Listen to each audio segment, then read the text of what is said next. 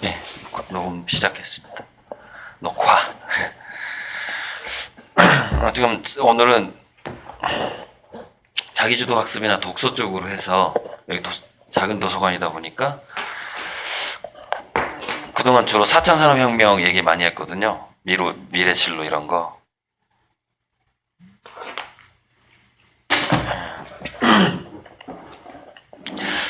근데 이제 자기주도 학습이나 4차 산업혁명을 얘기할 수밖에 없는 이유는 공교육의 변화가 워낙에 느리고 그리고 이제 뭐든지 그래요. 집단화되면은 속도가 느려지게 마련이고, 그래서 대기업들이 위기에 처하고 새롭게 시작된 작은 기업들이 대기업이 되는 속도가 워낙에 빠르고, 근데 그런 현상이 기업들에게만 있는 게 아니라 개인의 삶에도 분명히 그런 현상이 나타난다는 것이죠. 그러다 보니까 제가 이거를 예전에 춘천의 삼육초등학교에 가서 했던 내용인데, 그때 삼육초등학교에서 뭐라고 그랬냐면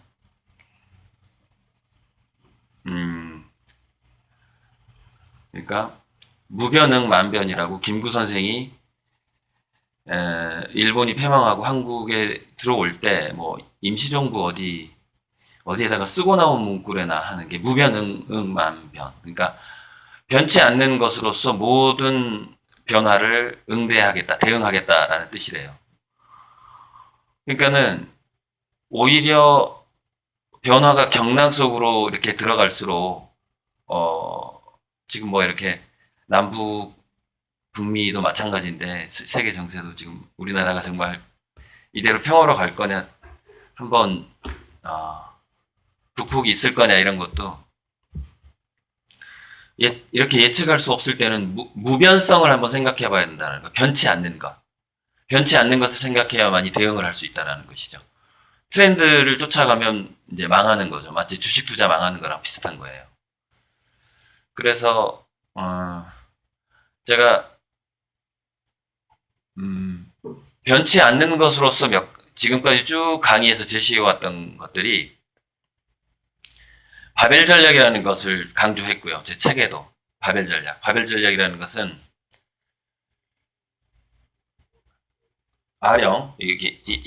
이거 아령의 양쪽에 크게 있잖아요. 그래서 가운데 부분은 소홀히 하고, 이게 아령이 아니라서 좀 예를 들기가 뭐하네.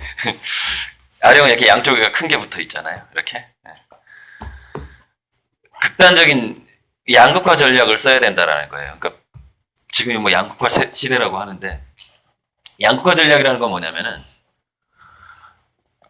그런 전략이 있다라는 거예요. 뭐냐면은 우리 애가 성공을 하면 크게 성공할 것이고, 실패를 해도 행복한 삶을 살 것이다라는 전략이 있다라는 거예요. 그러니까 근데 지금까지 전략은 바벨 모양을 보면서 얘기를 일단 이야기의 흐름이 그렇게 가고 있으니까, 이게 이제 바벨인데, 이 노란 색깔. 지금까지의 전략은 뭐였냐면요, 피라미드형 전략이었어요. 피라미드형 전략이라는 게 뭐냐면은, 우리 애가 이 정도 업그레이드 되면 이만큼 잘 살겠지? 이 정도 업그레이드 되면 이만큼 잘 살겠지? 이런 전략이었단 말이에요. 그래. 그래서 스카이라인을 뚫으면은 비록 딸일지라도 유리천정을 뚫는 딸이 되겠지? 뭐 이런 기대를 했단 말이죠. 이렇게. 마치 그거는 사다리가, 지금은 삐뚤어진 사다리 시대라고 그래. 삐뚤어진 사다리 시대. 옛날에는 사다리가 반듯했단 말이에요. 방향을 사다리를 이렇게 딱 놓으면 그냥 상승밖에 없어. 야, 너 이 사다리 올라가. 그럼 상승밖에 없었단 말이에요. 근데 삐뚤어진 사다리 시대라는 건 뭐냐면, 올라가 했는데 사다리가 이렇게 돼 있는 거야. 올라가다가 떨어지게 돼 있어. 이게 삐뚤어진 사다리의 시대라는 거예요. 올라간다고 되는 문제가 아니라는 것이죠. 사다리 자체가 삐뚤어져 있으니까. 이 삐뚤어진 사다리라는 게 뭘 의미하냐면은,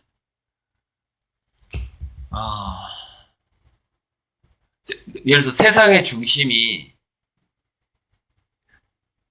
세상의 흐름이 이렇게 바뀌었을 때는, 사다리가 반듯한데 세상은 만약에 이렇게 변하고 있어요. 예를 들어서 이렇게. 그죠? 그럼 거기에 맞춰서 사다리가 이렇게 휘어줘야 되는데 우리 공교육이라는 사다리는 아닌단 말이에요. 반드시 있단 말이에요. 그럼 사다리 끝에는 뭐가 있느냐? 낭떠러지가 있는 거예요. 그러니까 이제 그렇게 비유를 해도 되고, 세상이 이렇게 변했는데 사다리는 변하지 않는다. 이렇게 비유를 해도 되고, 삐뚤어진 사다리 비유는 이제 원래는 이렇게 나왔죠. 우리가 예를 들어서 그 호랑이 남매, 별이 된 남매 그 동화에 보면은 썩은 해화달인가요? 썩은 동화줄하고 안 썩은 동화줄이 나오잖아요. 그러니까 사다리가 썩었다라는 표현이에요. 사다리가 삐뚤어졌다는 얘기는 사다리가 썩어버렸다. 급속도로 썩어가고 있다. 사다리가. 그 사다리가 썩는 이유는 물론 인공지능 때문인 거죠.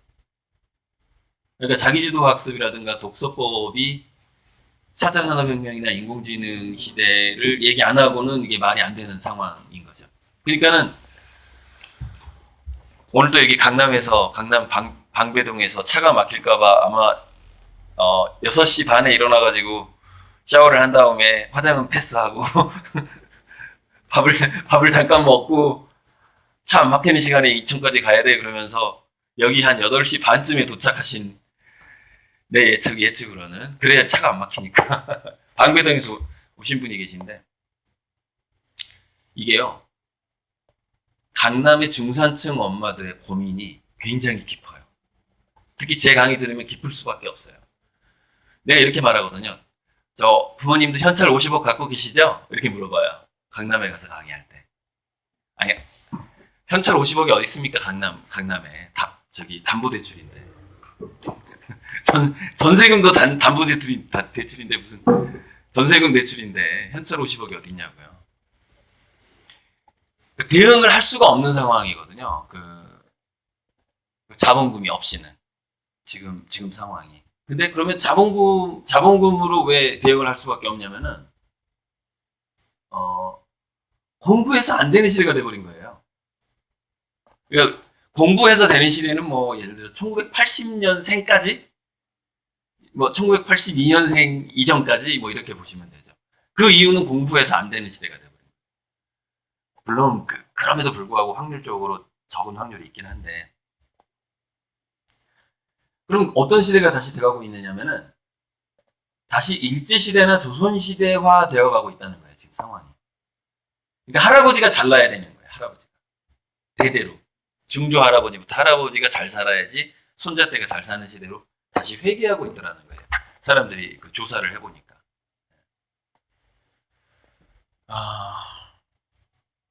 최근에 제가 이제 이렇게 강연을 통해서 만난 어떤 분이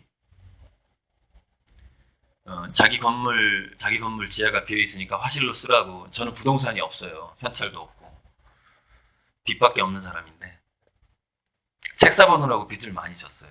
제가 지금은 뭐 그걸로 이렇게 강의료를 뽑고 있긴 한데 뽑을 수가 없어요. 제가 1년에 책값만 한 1,500만 원씩 썼던 사람이에요. 책으로 소비되는 돈만 매년. 그러니까 도서관에 신간은 없거든요. 보기 힘든데 성격이 급해. 그러니까 자꾸 사게 되는 거예요. 이렇게 책값이 많이 썼던 사람인데.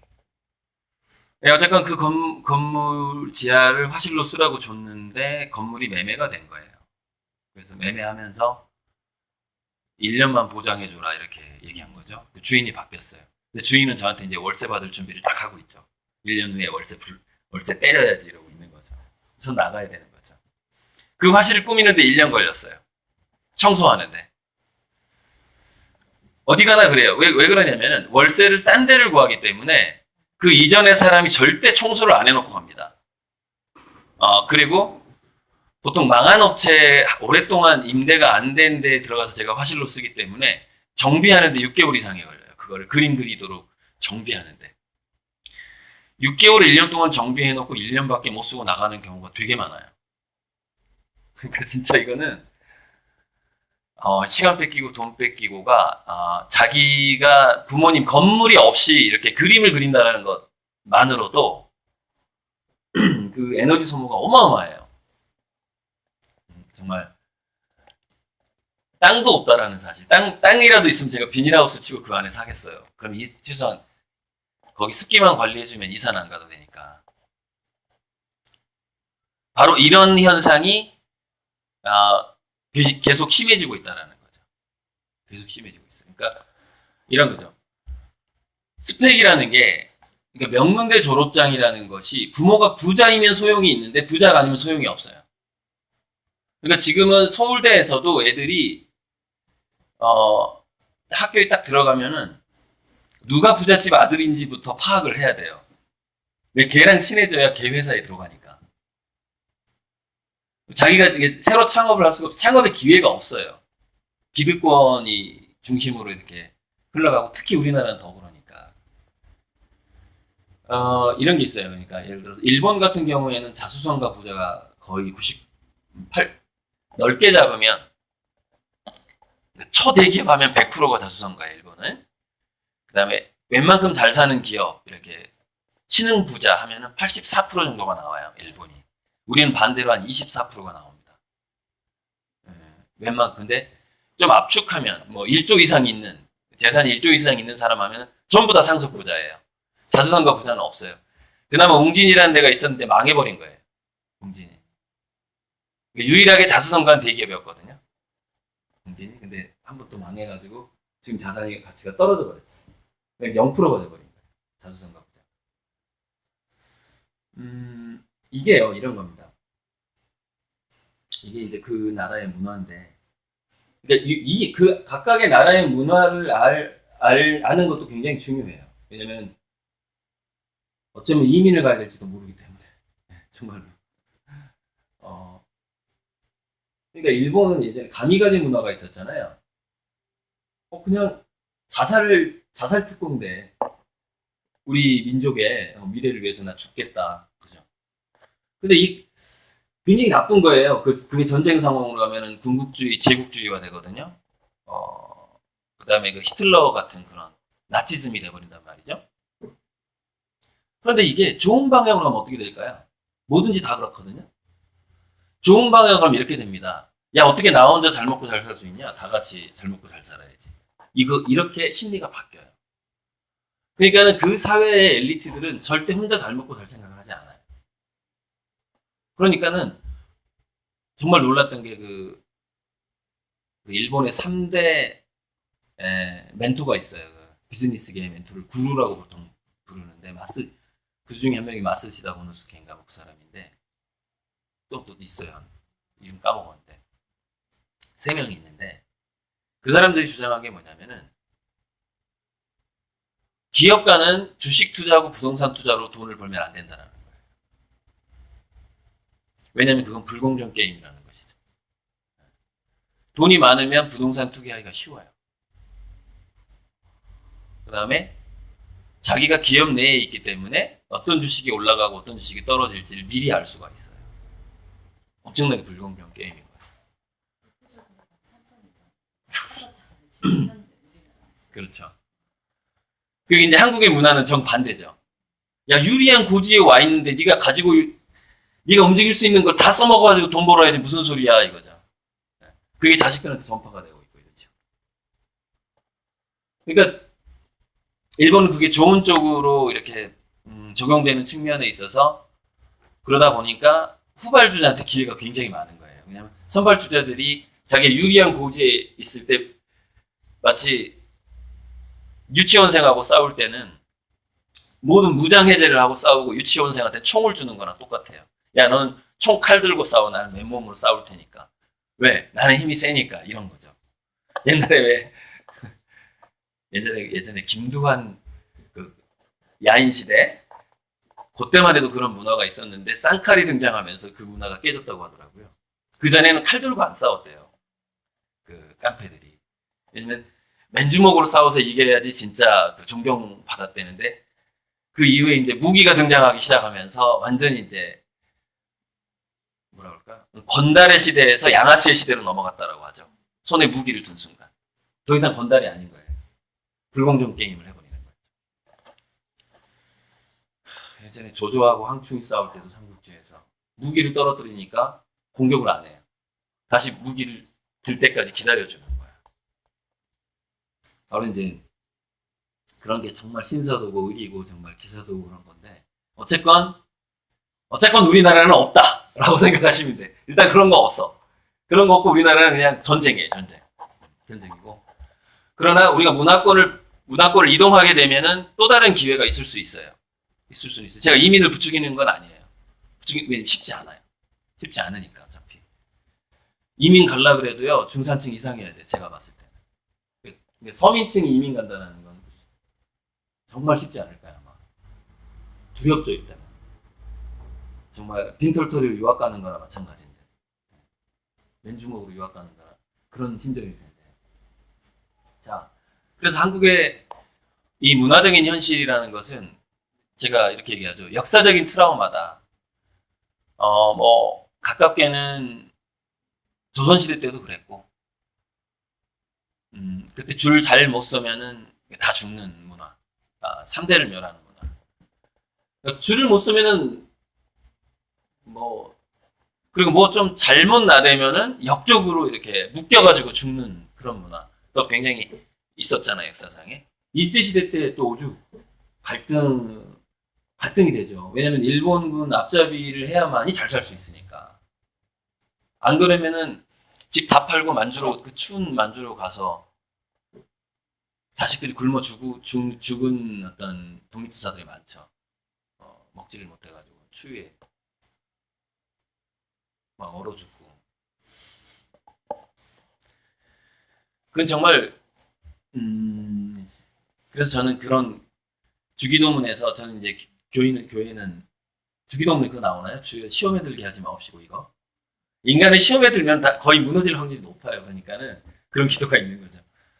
그러니까 그 시대로 다시 돌아갈 수는 없는데 문제는 뭐냐면 그런 트라우마들이 일제시대 6.25 또 빨치산의 트라우마, 제주 4.3, 5.18 모든 트라우마들이 그게 사라질 것 같지만 그 기억이 한국에 쫙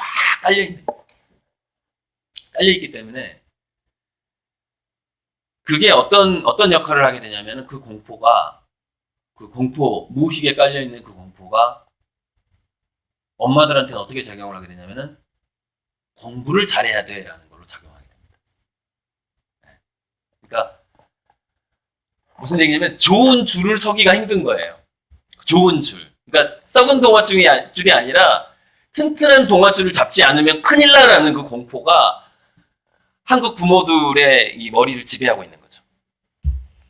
아닐 것 같지만 그래요. 자, 진동이 오고 있으니까요. 진동을 이렇게 의자 위로 휴대폰 올려놓으면 이 소리가 더 줄어듭니다.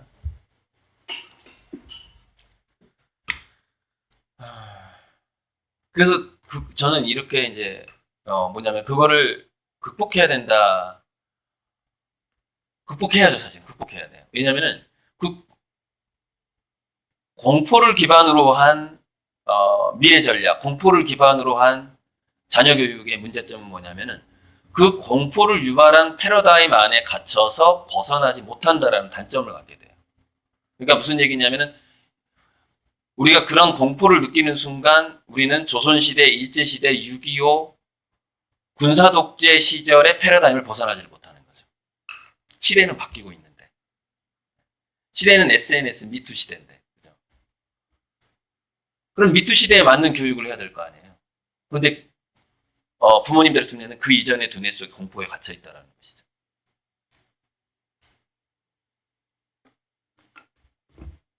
미투 시대에 맞는 교육이라는 건 뭐냐면 이제 바벨 전략하고도 맞아 떨어지는 건데 미투 시대가 아닌 건 이거예요. 이 가운데 피라미드형 야 여기까지 일단 올라가면 돼 이 형이었죠. 근데 대다수가 여기까지 못 올라가는 거예요. 그러니까 이게 이제 뭐냐면은 하나의 성적의 피라미드라고 봐도 되고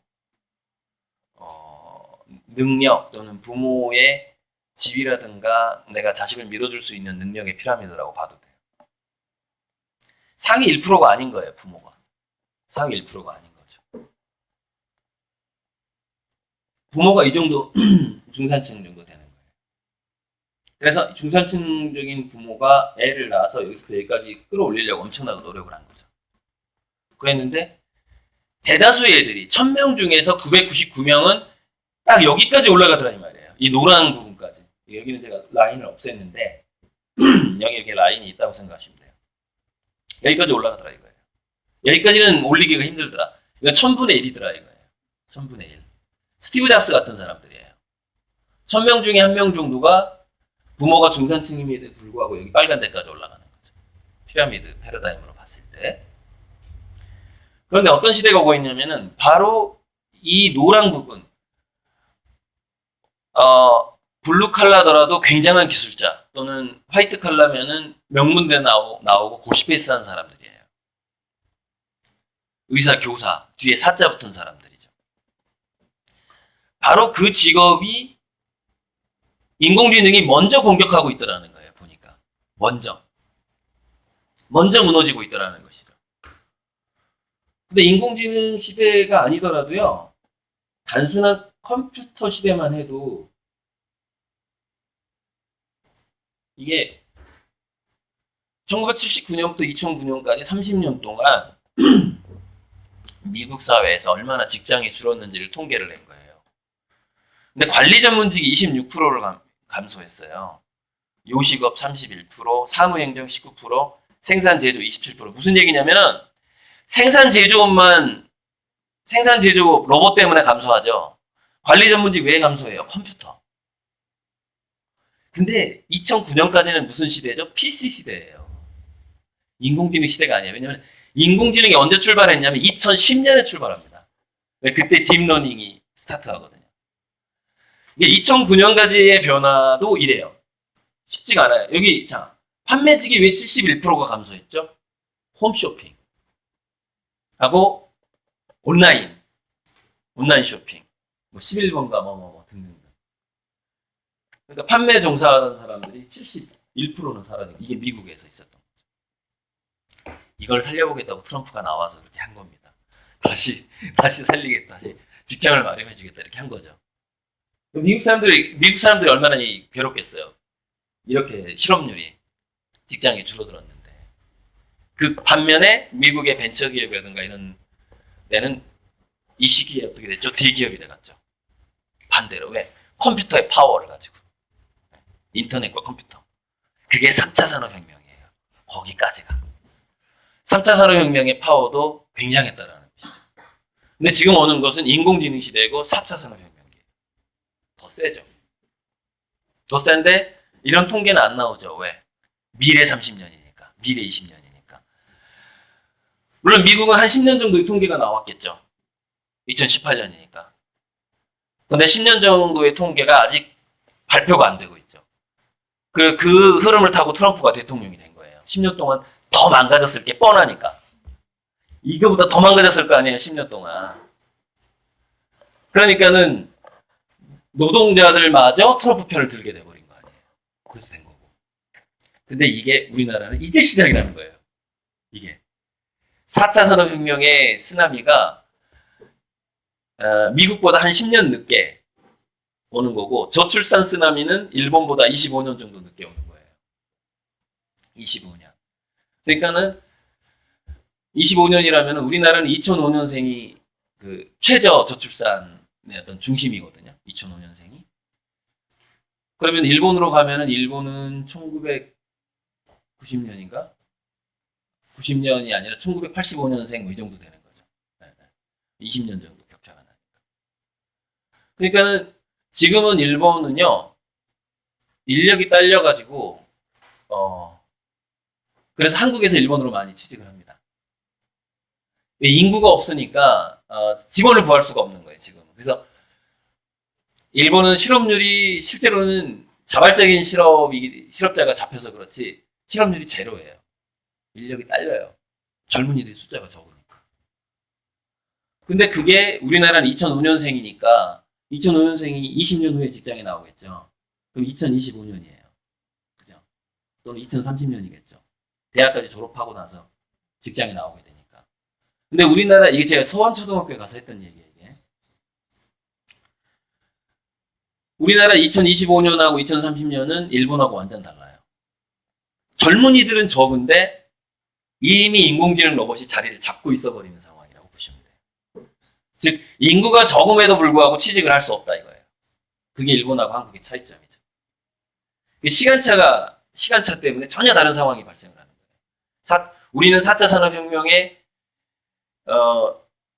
기승전결에서 승일 때 그 시대를 맞게 되는 거고, 일본은 이제 일어날 때 그 조출산을 맞게 됐기 때문에 오히려 할 일이 더 많아지는 상황. 여기는 로봇이 들어왔는데 로봇 관리를 인간이 해야 되는 상황. 일본은. 근데 우리나라는 로봇이 자체 관리하는 시대로 넘어간 상황. 이제 이게 달라져 버리는 것이죠. 그러니까 무슨 얘기냐면 아까 바벨 전략에서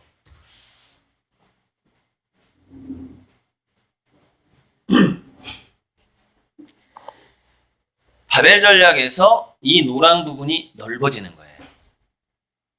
더 넓어진다고 보면 돼, 앞으로. 이렇게. 그리고 그 시대에 우리 자녀들이 사회에 나가게 되는 거죠. 넓어지는 상황에서. 그 상황인 거죠. 그런데 이 위쪽으로 이 빨간 삼각형 안은 뭐냐면은요, 부가 더 증가하는 그룹이에요. 계층이에요. 부익부 계층이에요. 부익부 계층. 여기는 부익부 계층이고 그 이하는 전부 빈익빈 계층입니다. 다 무너지는 계층이에요. 상류층만 더 부가 더 늘어나고 있고, 이게 굉장히 가속화되고요. 앞으로 한 50년간 가속화된다고 보시면 돼요. 이제 우리나라는 그게 가시화되기 시작했어요. 이게 드디어 통계에 잡히기 시작한 거죠. 인테리어 다 해놨는데 자영업 예를 들자면 저처럼 1년 동안 청소하고 인테리어 다 해놨는데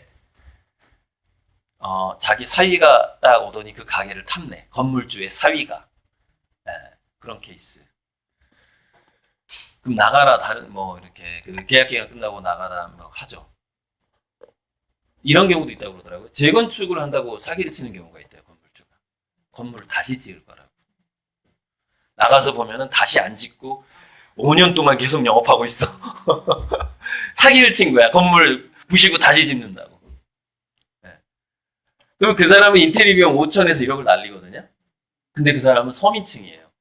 그 5천 1억을 모으느라고 얼마나 고생했겠어요. 거기에 대한 감각이 없는 거죠. 그러니까 좀 괜찮은 건물을 가지고 있는 사람들은 그 감각이 없어요. 거기에 대해서. 그러니까 그 사람들이 볼 피해를 얼마나 볼 거라는 걸 느낌을. 그러니까 개구리인 거죠. 개구리한테 돌 던지는 건데 자기가 돌 맞는 거랑 이렇게 생각을 하는 거예요. 근데 그 맞는 개구리는 어마어마하죠. 죽는 거죠. 자, 그렇기 때문에 이 시대의 자기주도 학습이라든가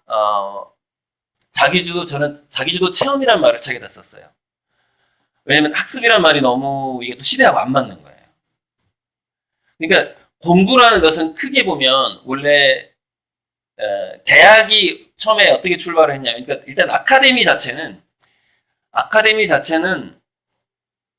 여유 있는 사람들이 이것저것 이야기거리를, 스토리를 이렇게 여유가 너무 많다 보니까 수다를 떨어야 되잖아요. 근데 여러분 아마 대모임 나가기 싫어하시는 분이 여기는 거의 대부분일 거예요. 왜냐면은 맨날 같은 얘기만 하는 거야. 맨날. 너무 재미가 없어. 어디 했던 얘기 또 해. 꼭 그 아줌마는 자기 성공했던 얘기만 하고 돈 벌었던 얘기만 하고 돈은 이상하게 밥값은 안 내. 미치겠어. 우리 동네 어떤 그 시의원 출마한 형이 있는데 재산 신고를 34억을 했다고 그래놓고 밥은 안 사. 그리고서 저한테 뭐라 그러냐면은 고 작가 내가 이번에 전단지를 만드는데 문구 한 5줄만 좀 해줘봐. 카피라이트를 해달라는 거야. 카피라이트를. 막 너무 하니까 안 해줄 수가 없는 거예요. 또 같이 밥 먹었던 사이고 술 한잔 했던 사이인데. 근데 사실 카피라이트 그 문구 하나가 보통 200만 원에서 200억까지 하거든요. 대기업한테 카피라이트 팔 때는 200억 받아요.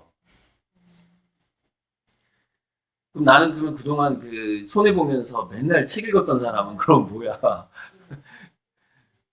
맥주 한 잔 사주고 카피라이트 5줄 써줘야 돼. 그러고 살고 있어요. 그러니까 그 값어치를 모르는, 값어치를 알아주길 바라는 건 아닌데, 제가 뭘 얘기하려고 하냐면은, 있는 사람들이 더 모으고자 하는 심리, 더 안 쓰고자 하는 심리가 너무 강하더라 이거죠. 예, 예. 대가를 지불하지 않고 그냥 가져가고자 하는 경향이 되게 심한데, 저는 이걸 중력의 법칙이라고 불러요. 중력의 법칙은 덩어리가 커질수록 더 강해지는 측면을 갖고 있거든요. 근데 이게 돈의 법칙도 마찬가지예요. 돈의 법칙도. 이상하게 더 있을수록 더 안 써. 예. 그런 게 있어요. 저는 아예 그냥 재산을 안 모으려고 그래요. 계속 쓰고 살아버리려고. 들어오는 대로 그냥 바로 쓰. 그런 스타일이라서. 그 중력의 법칙에 빠지기 싫어가지고. 아예 재산을 안 갖겠다라고 그렇게 맘 먹고 살고 있어요. 자, 그래서 자기주도 학습이란 말을 왜 안 하고 제가 자기주도 체험이라고 하냐면, 아카데미 자체가 수다를 재밌게 떨려고 하다 보니까 그 수다들이 수많은 스토리텔링들이 과목이 만들어지게 된 거예요. 그래서 그게 뭐 문학, 뭐 비문학 뭐 이런 식으로 된 거죠. 과학과 상상 이런 식으로, 과학, 상상, 예술 뭐 이런 식으로 되죠. 그렇게 됐고, 아무튼 그렇게 아카데미가 만들어졌고, 그러다 보니까 뭐냐면은 학습이라는 것으로 해버리면 되게 공허한, 뭔가 현실하고 점점점 괴리되는 측면으로 이 애가 빠져들어갈 가능성이 많아요. 그게 뭐냐면 비뚤어진 사다리를 올라갈 가능성이 많다는 거죠. 학습이란 용어 자체가. 그래서 제가 자기주도 체험이라고 얘기를 한 거죠. 대학이 처음에 출발을 할 때 저쪽에 그거를 멘토-멘티 제도, 그걸 길드라고 그랬었나? 예를 들어서 지금 그게 마이스터 제도로 남아 있거든요. 독일에서. 애들이 한 10살 넘어가고 12살쯤 되면은 이렇게 문화생으로 들어가요. 근데 주로 뭐 이렇게 만드는 기술자들의 문화생으로 들어가서 마이스터가 돼가는 거예요. 그러니까 이것도 그 지금 현재 대학이 만들어지는 거의 원형이에요. 그 옛날 원형이에요. 그러니까 이런 것들이 보면은 대부분 진짜 공부의 출발은 체험하고 스토리텔링에서 출발했다고 보시면 돼요. 진짜 지금의 학습의 출발은. 근데 이게 섞였어요. 체험하고 스토리텔링이 딱 섞이다 보니까 여기는 문과의 과목이 돼버리고 여기는 이공계 과목이 된 거예요. 그러니까 이런 상황이 된 거죠. 그 다리를 손가락으로 가리키는데 왜 손가락을 쳐다보냐라는 상황이 된 거예요. 이 과목의 성적에 빠지게 된 거예요. 그러나 우리가 원래 이 애들이 이거를 공부를 시작했던 거는 뭐였냐면은 고수로부터 뭔가를 배운다, 체험한다 하고 이야기꾼들 속에서 수다를 떤다 해서 출발을 한 거예요. 나만의 이야기를 만들어낸다 해서 출발을 한 거죠. 이게 원형이에요. 원형. 그러니까 아까 제가 무변, 만변을 말씀드렸던 게 그겁니다. 무변이라는 것은 무엇이냐? 인간은 사회화 과정이라는 것이 성인으로서 세상을 잘 살아간다라는 것이 이거 두 가지라는 거죠. 이 학과목이 아니라. 이건 손가락이에요. 다른 뭐냐? 나는 나의 손기술과 나의 몸을 이용해서 뭔가를 할 수 있는 고수인가? 또 하나는 나는 사람들을 사로잡을 수 있는 이야기를 할 수 있는가? 이거 두 가지예요. 그러니까 자기주도 학습이 아니라 자기주도 체험으로 개념을 설정한 거죠. 그 체험은 뭐냐? 두 가지죠. 고수가 돼보는 체험하고 스토리텔링 체험. 즉 재미있는 거짓말을 해본다거나 뭐 기존의 이야기를 바꿔본다거나 또는 엄마 아빠한테 용돈을 얻어내기 위해서 어떤 수단과 방법을 고안해서 막 설득을 한다거나 뭐 이런 거예요. 네. 그런 게 원래 원형이었다라는 거예요. 그게 그 사람 사는. 그러니까 여기는 우리가 먹고 살 것을 만들어주고 고수들은 장인들이 좀 많았죠, 그죠? 그런데 이렇게 되는 겁니다.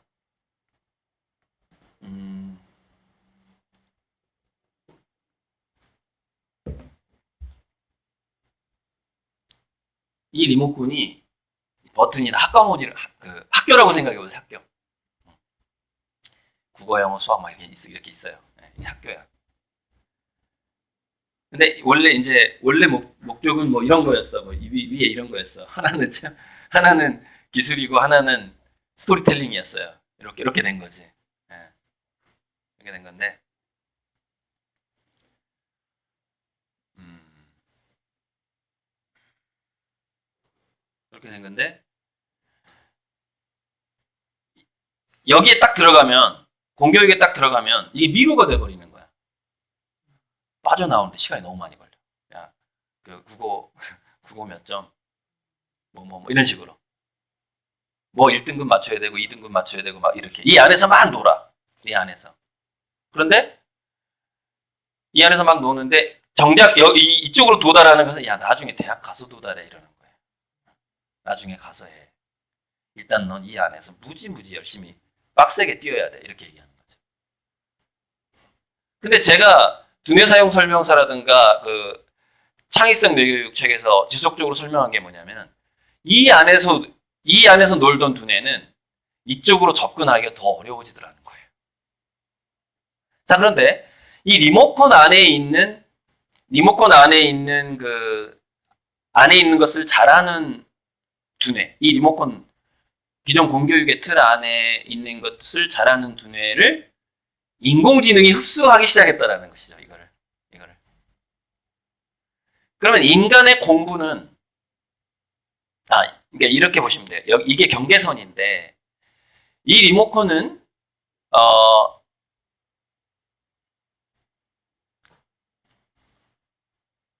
뭐냐면 생산적인 영역이라고 볼 수 있고요.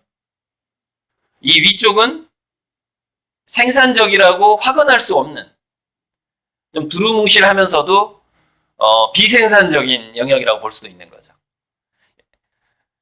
스토리텔링을 잘하고 뭔가의 고수고 이거예요. 위는 스토리텔링을 잘하고 뭔가의 고수야. 여기는 그게 과목으로 쫙 나눠져 있어.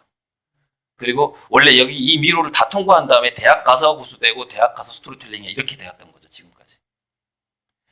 근데 다시 제가 두뇌 사용 설명서하고 제 책에서 주장했던 건 뭐냐면은 이 안에서 헤매던 두뇌가 여기 오면은 어리버리해진다라는 거예요.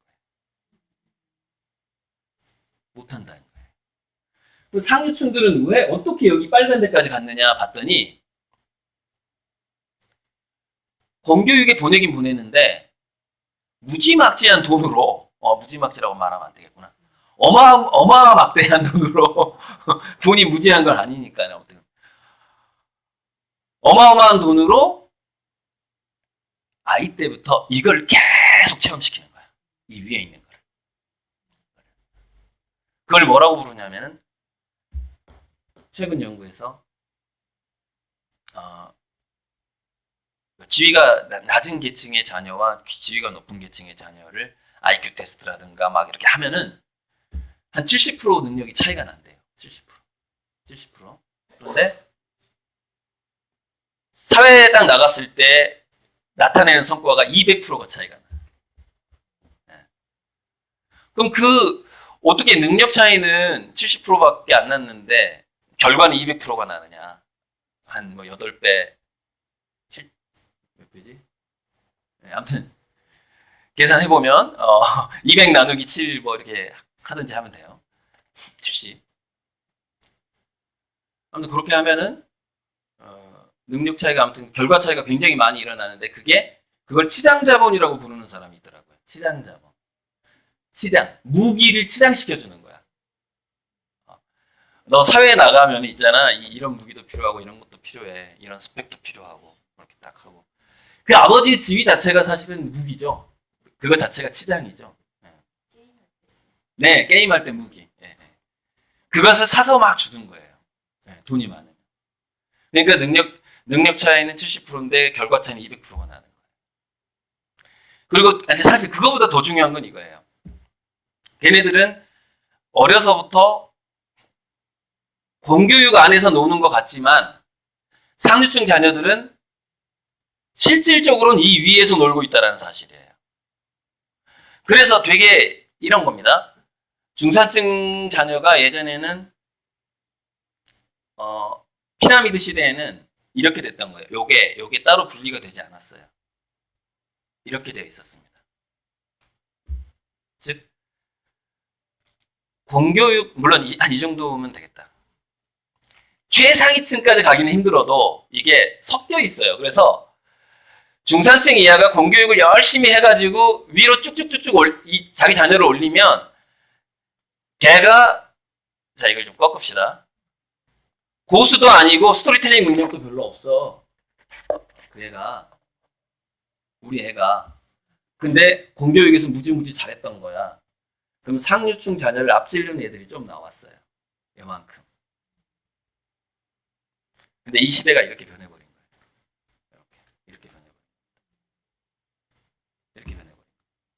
이게 언제부터 이렇게 변했냐면 2008년 금융위기 때 가시화됐어요. 그때 어떤 현상이 나타났냐면 거의 모든 기업들이 전 세계가 하나로 통합이 되잖아요. 그러니까 휴대폰 회사도 지금 삼성 중국에서 죽쓰고 있는 거 아시죠? 판매 점유율 1% 미만. 샤오미가 지금 60, 70 옛날에 삼성을 대신하고 있어요. 자, 이런 시대가 되다 보니까 전 세계 하나로 통합하다 보니까 유니크가 너무 중요해져 버린 거예요. 유니크, 독창성. 독창성 하나가 전 세계를 차지하게 되는 시대가 와버린 거예요. 그러다 보니까 예전에는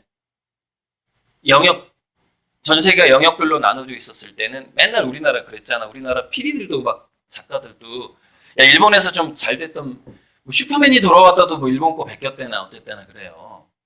일본에서 뭐 잘 된 프로 없어? 그럼 베끼면 되거든요. 그럼 거기서 이미 여론조사가 다 끝난 거야. 검증이. 야, 저거 사람들 다 좋아해. 일본 사람들 성향이나 우리나라 사람들이나 거기서 거기야. 가져와서 그냥 제작해. 아무 끝이 없어. 그럼 막 이렇게 잘 돼요. 그런 시대였단 말이에요. 나눠져 있을 때는.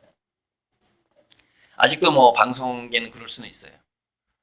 근데 기업이라든가 이렇게 실질적인 돈이 돌아다니는 금융이라거나 이런 어떤 작가들의 영역까지도 지금은 글로벌이 하나로 묶이게 되잖아요. 그러니까 전 세계적으로 유니크해야 되는 시대가 와버린 거죠. 우리나라에서만 독창적이어서는 안 되고 전 세계를 묶었을 때 독창적이야만이 이제 뭔가를 할 수 있는 상황이 온 거죠. 물론 그렇다고 하더라도 지역 경제가 다 사라지는 건 아니에요. 그 지역 내에서 지역 경제가 사라지지 않는 이유가 있어요. 물리적인 한계 때문입니다. 이동 비용이 많이 들어가요. 그래서 신토부리는 끝까지 살아남아요. 신토부리는. 네. 그래서 사실 뭐 중산층 이하 자녀들이 꼭 염두에 둬야 될 것은 뭐냐면은 전 세계적인 독창성으로 가거나 아니면 지역에서의 오프라인 신토부리, 그 다음에 지역민들과의 유대관계, 이것을 절대 놓치면 안 돼요. 그러니까 교육 패러다임이 조금 우리가 창의 인성하는 이유가 그거예요. 인성이라는 거는 인간관계를 잘하기 위한 거죠. 창의라는 건 뭐예요? 독창성 때문에 하는 거예요. 그러니까 교육계도 알고 있다니까요. 교육계도 어느 방향으로 바뀌어야 되는지는 알고 있어요. 다 알고 있어요, 교육부에서. 근데 문제는 뭐냐? 바꿀 수가 없다는 거예요. 일성까지 바꿀 수가 없다는 거예요. 바꿀 수 있는 방법은 뭐냐면은 그 학교에 굉장한 선생님이 있거나 아니면은 작은 그 권역에서 교육부의 반기를 들고 그 다음에 국가에서 주는 돈을 나 지원금 안 받아도 괜찮아. 라는 두둑한 자본금을 가지고 그러니까 대학들이 교육부에 왜 쩔쩔 매는 줄 알아요? 지원금 때문에 그래요. 나 그 국가 지원금 안 받아도 돼 라는 대학에 나온다면 독창적으로 갈 수 있죠. 네. 그래서 뭐 자사고가 사실 그렇게 출발을 한 거고 자유형 사립고 그렇게 출발을 한 거예요. 그 사람들 돈 많이 씁니다. 제가 상산고에 매년 그러니까 상산고가 1년에 20억을 쓴대요. 직원들 월급하고 학생들한테 이렇게. 그 중에서 10억을 그 수학 정석의 그 저자가 내요. 홍 누군가가. 자기 사재를 털어서 내고 있어요. 50%를. 자사고의 컨셉이 그거예요. 내가 돈 낼 테니까 좀 내 마음대로 좀 운영할게 이거예요. 그거 없애는 게 좋겠어요? 놔두는 게 좋겠어요? 사실은 그 사람 돈을 빼먹는 거예요. 부자들의 그게. 그 돈을 물론 이제 그게 잘 운영을 해야지 좋은 건데 잘못 운영하면 더 나쁜 거고. 아무튼 그런 게 있어요. 부자들이 돈을 쓰게 만드는 거예요. 사실은 그게.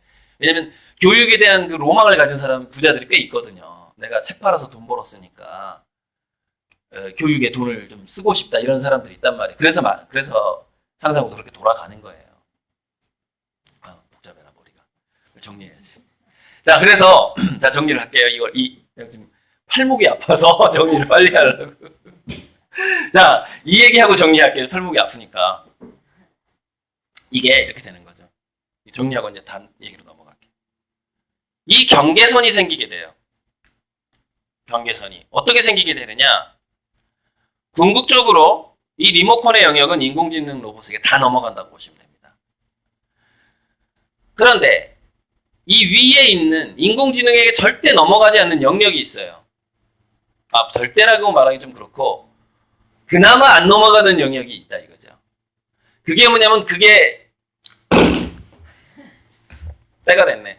그게 이것만 남는 거야. 이것만 남는 거죠. 이게 뭐냐?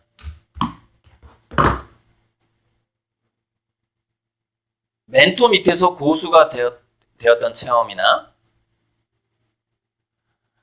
주변 사람들에게 스토리텔링을 하고 그 스토리텔링을 하기 위해서 책을 보고 목적이 다른 거예요. 성적을 올리기 위해서 지금 공부하는 게 아니에요.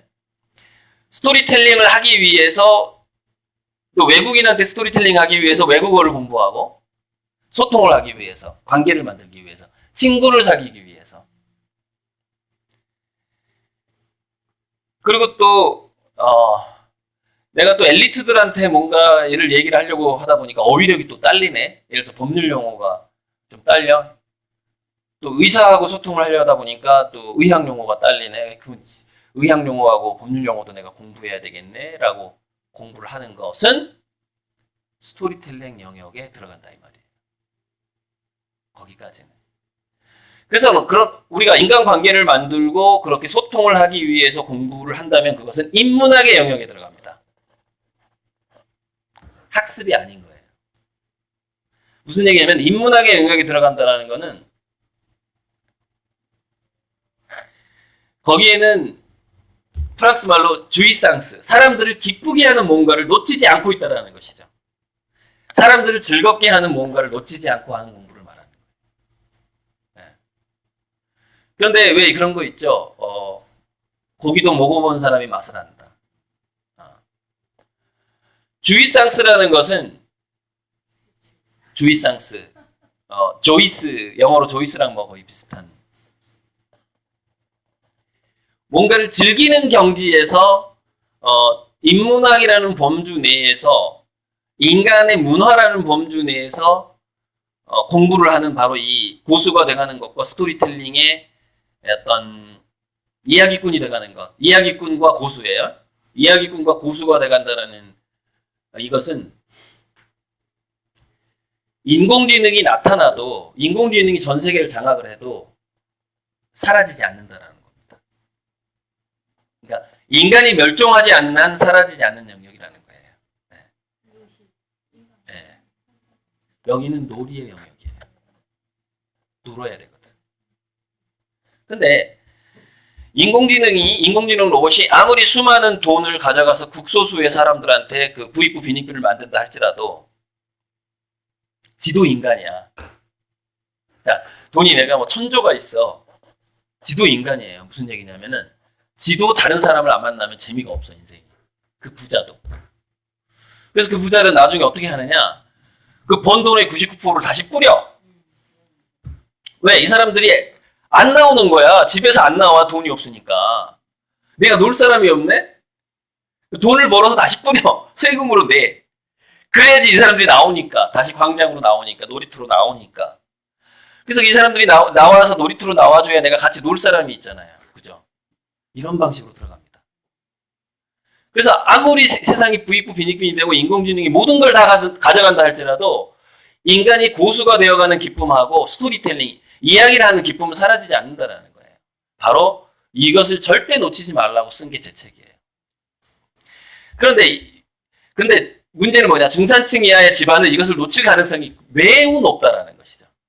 왜? 이 안에 갇혀버리니까. 리모컨 안에 갇혀버리니까. 상류층은 리모컨 안에 갇혀도 상관없어요. 이걸 늘 가지고 있으니까. 그러니까 2008년 금융위기가 왜 터졌어요? 상류층 자녀는 자 이제 우리 회사는 유니크, 독창성이 필요해. 독창적인 아이디어를 내봐 그랬더니 잘 내. 왜 잘 내죠? 이거 두 가지를 어려서부터 체험했기 때문이죠. 중산층 이하의 자녀는 이거 두 가지가 없었어. 이것만 신경 쓴 거야. 명문대 가야지, 성적 올려야지. 자, 너 이제 유니크야. 그랬더니 알고 보니까 이 리모컨 안에는 유니크가 단 하나도 없었다라는 사실. 과거의 역사만 있었다라는 사실이죠. 문제집. 수학 문제. 누군가가 옛날에 다 공식으로 만들어 놓은 거. 지금 뭐 그냥 계산기가 다 해주는 거고 인공지능이 다 풀어주는 문제를 자기는 풀어왔었다라는 거죠. 이 리모컨 안에서. 그리고 중산층 이하의 부모들은 이 리모컨 안에서 잘 나가면 잘 될 줄 알았던 거죠. 근데 그 시대가 끝났어요. 언제? 2008년에 끝났어요. 2008년 금융위기 이후에. 하지만 대학을 가기 위해서는 리모컨 안에서 열심히 할 수밖에 없잖아요. 바로 그거죠. 그래서 여기서 우리는 어떤 전략을 취해야 되느냐? 자기 자식을 냉철하게 바라봐야 된다는 것이죠. 리모컨 안에서 열심히 활동할 동안에 이 두 가지 능력은 사라져간다는 것을 인식하라는 거예요. 그래서 다 그래. 아니 왜냐면은 집에 50억이 없으면요 계산이 더 복잡해요.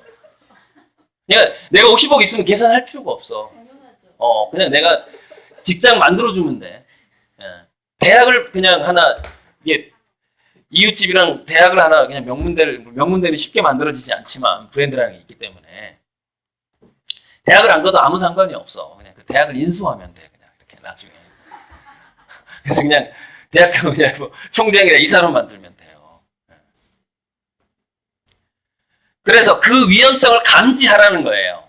감지하고, 무변응만변, 원형은 이 두 가지에 있었다라는 사실을 느끼고 내가 리모컨 안으로 우리 자식을 넣어서 빡세게 굴려가지고 굴려도 우리 자식은 이게 사라질 확률이 전혀 없다라고 확신하냐 이거예요. 아니 우리 자식이 리모컨 안에 집어넣어가지고 빡세게 돌렸는데 이게 사라질 것 같으냐 이거예요. 자, 리모컨 안에서 빡세게 공교육을 시켰는데 이게 사라지지 않는 집이 있긴 있어요. 어떤 집이냐? 그 부모가 야 세상엔 돈이 중요하지 않아. 인간답게 살아야 되고 즐겁게 살아야 되고 행복하게 살아야 돼.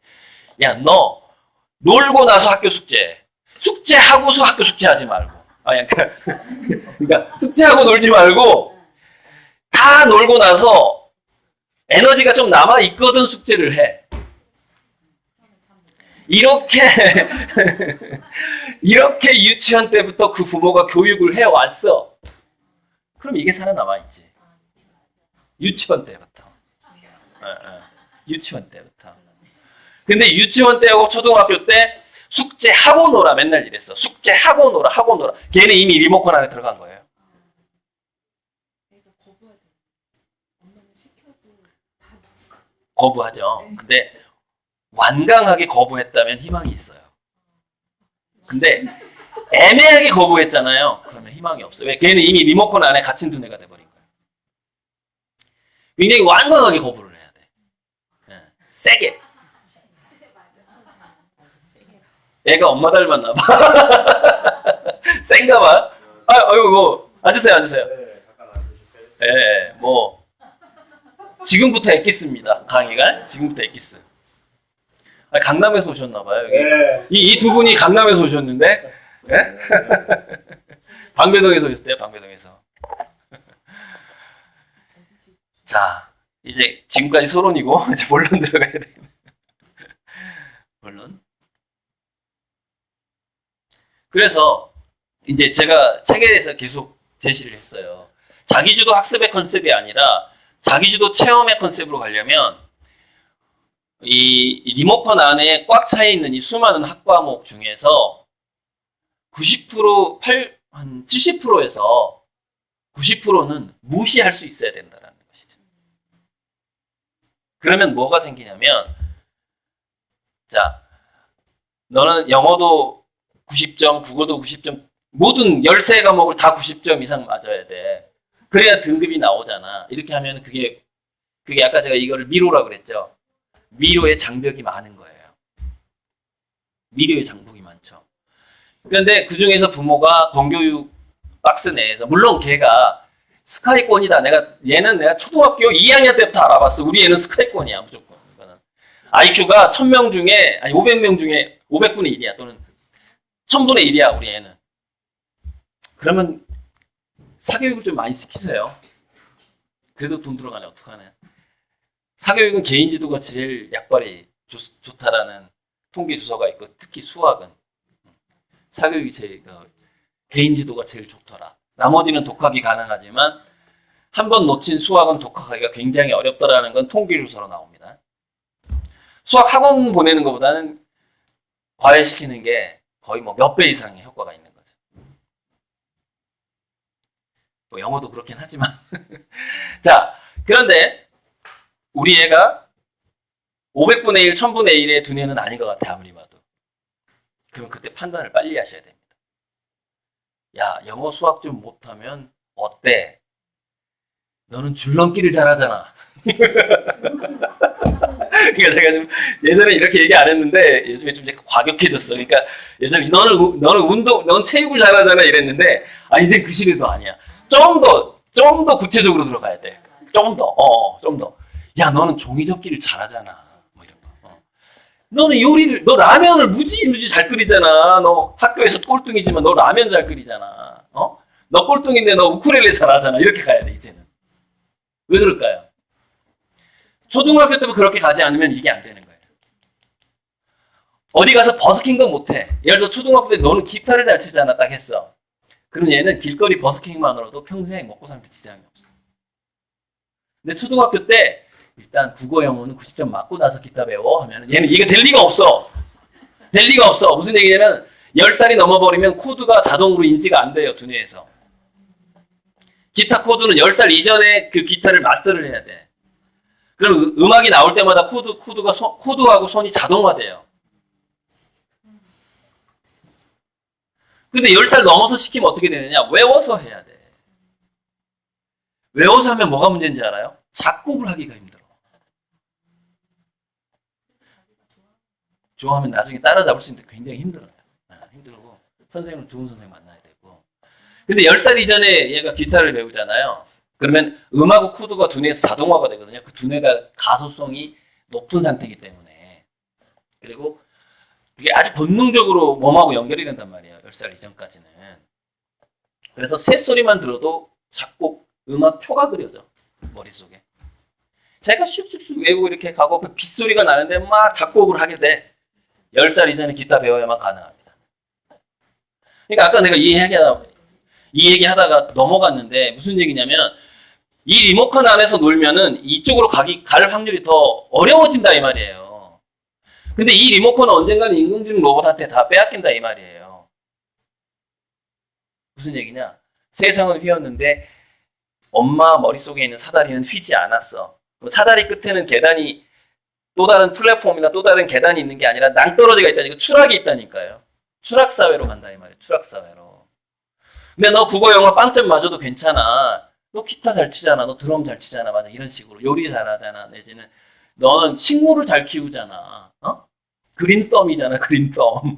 영어로. 그렇게 해주면 얘가 그 분야에서 창업을 하는 애가 돼요. 근데 아까 내가 모든 기술이 유니크한 기술이 인터넷과 인공지능 또는 4차 산업혁명 이후에 등장하는 블록체인이라든가 이런 것들을 만나게 됐을 때 전 세계를 휩쓸게 되지만 물질성이 있는 것은 지역경제로 남게 된다고 얘기를 했죠. 그래서 초등학교 때 국영수를 무시한 애들은 그 동네 부자는 됩니다. 그 지역 경제의 부자가 돼요. 왜? 걔는 고수이면서 스토리텔링 능력이 좋기 때문이죠. 근데 리모컨 안에서 성적을 올리고자 한다면 이 두 가지가 사라진다니까요. 고수, 스토리텔링 능력이 약해져요. 공감 능력이. 그래서 인공지능 시대에 백수로 갈 확률이 급속도로 올라가게 되는 게 이 시대고, 이 시대에 뭐 고등학생이든 유치원생이든 간에 지금은, 그래서 제가 공교육 활용학이라는 얘기 강의를 가끔 해요. 공교육 활용법은 뭐냐면, 우리 세금이 지금 초등학생의 경우 1인당 매달 100만 원씩이 지원이 된대요. 1인당.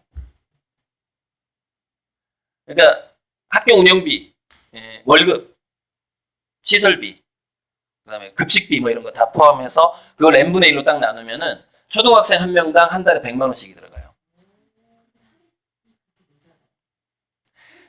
그렇죠. 사립초등학교는 80만 원에서 100만 원 내요. 안 그럼 유지가 안 돼요. 근데 공립은 왜 그렇게 돈을 많이 안 내죠? 세금으로 땜빵하는 거예요, 그거를. 물론 사립도 지원금을 좀 받는 데도 있잖아요, 그죠?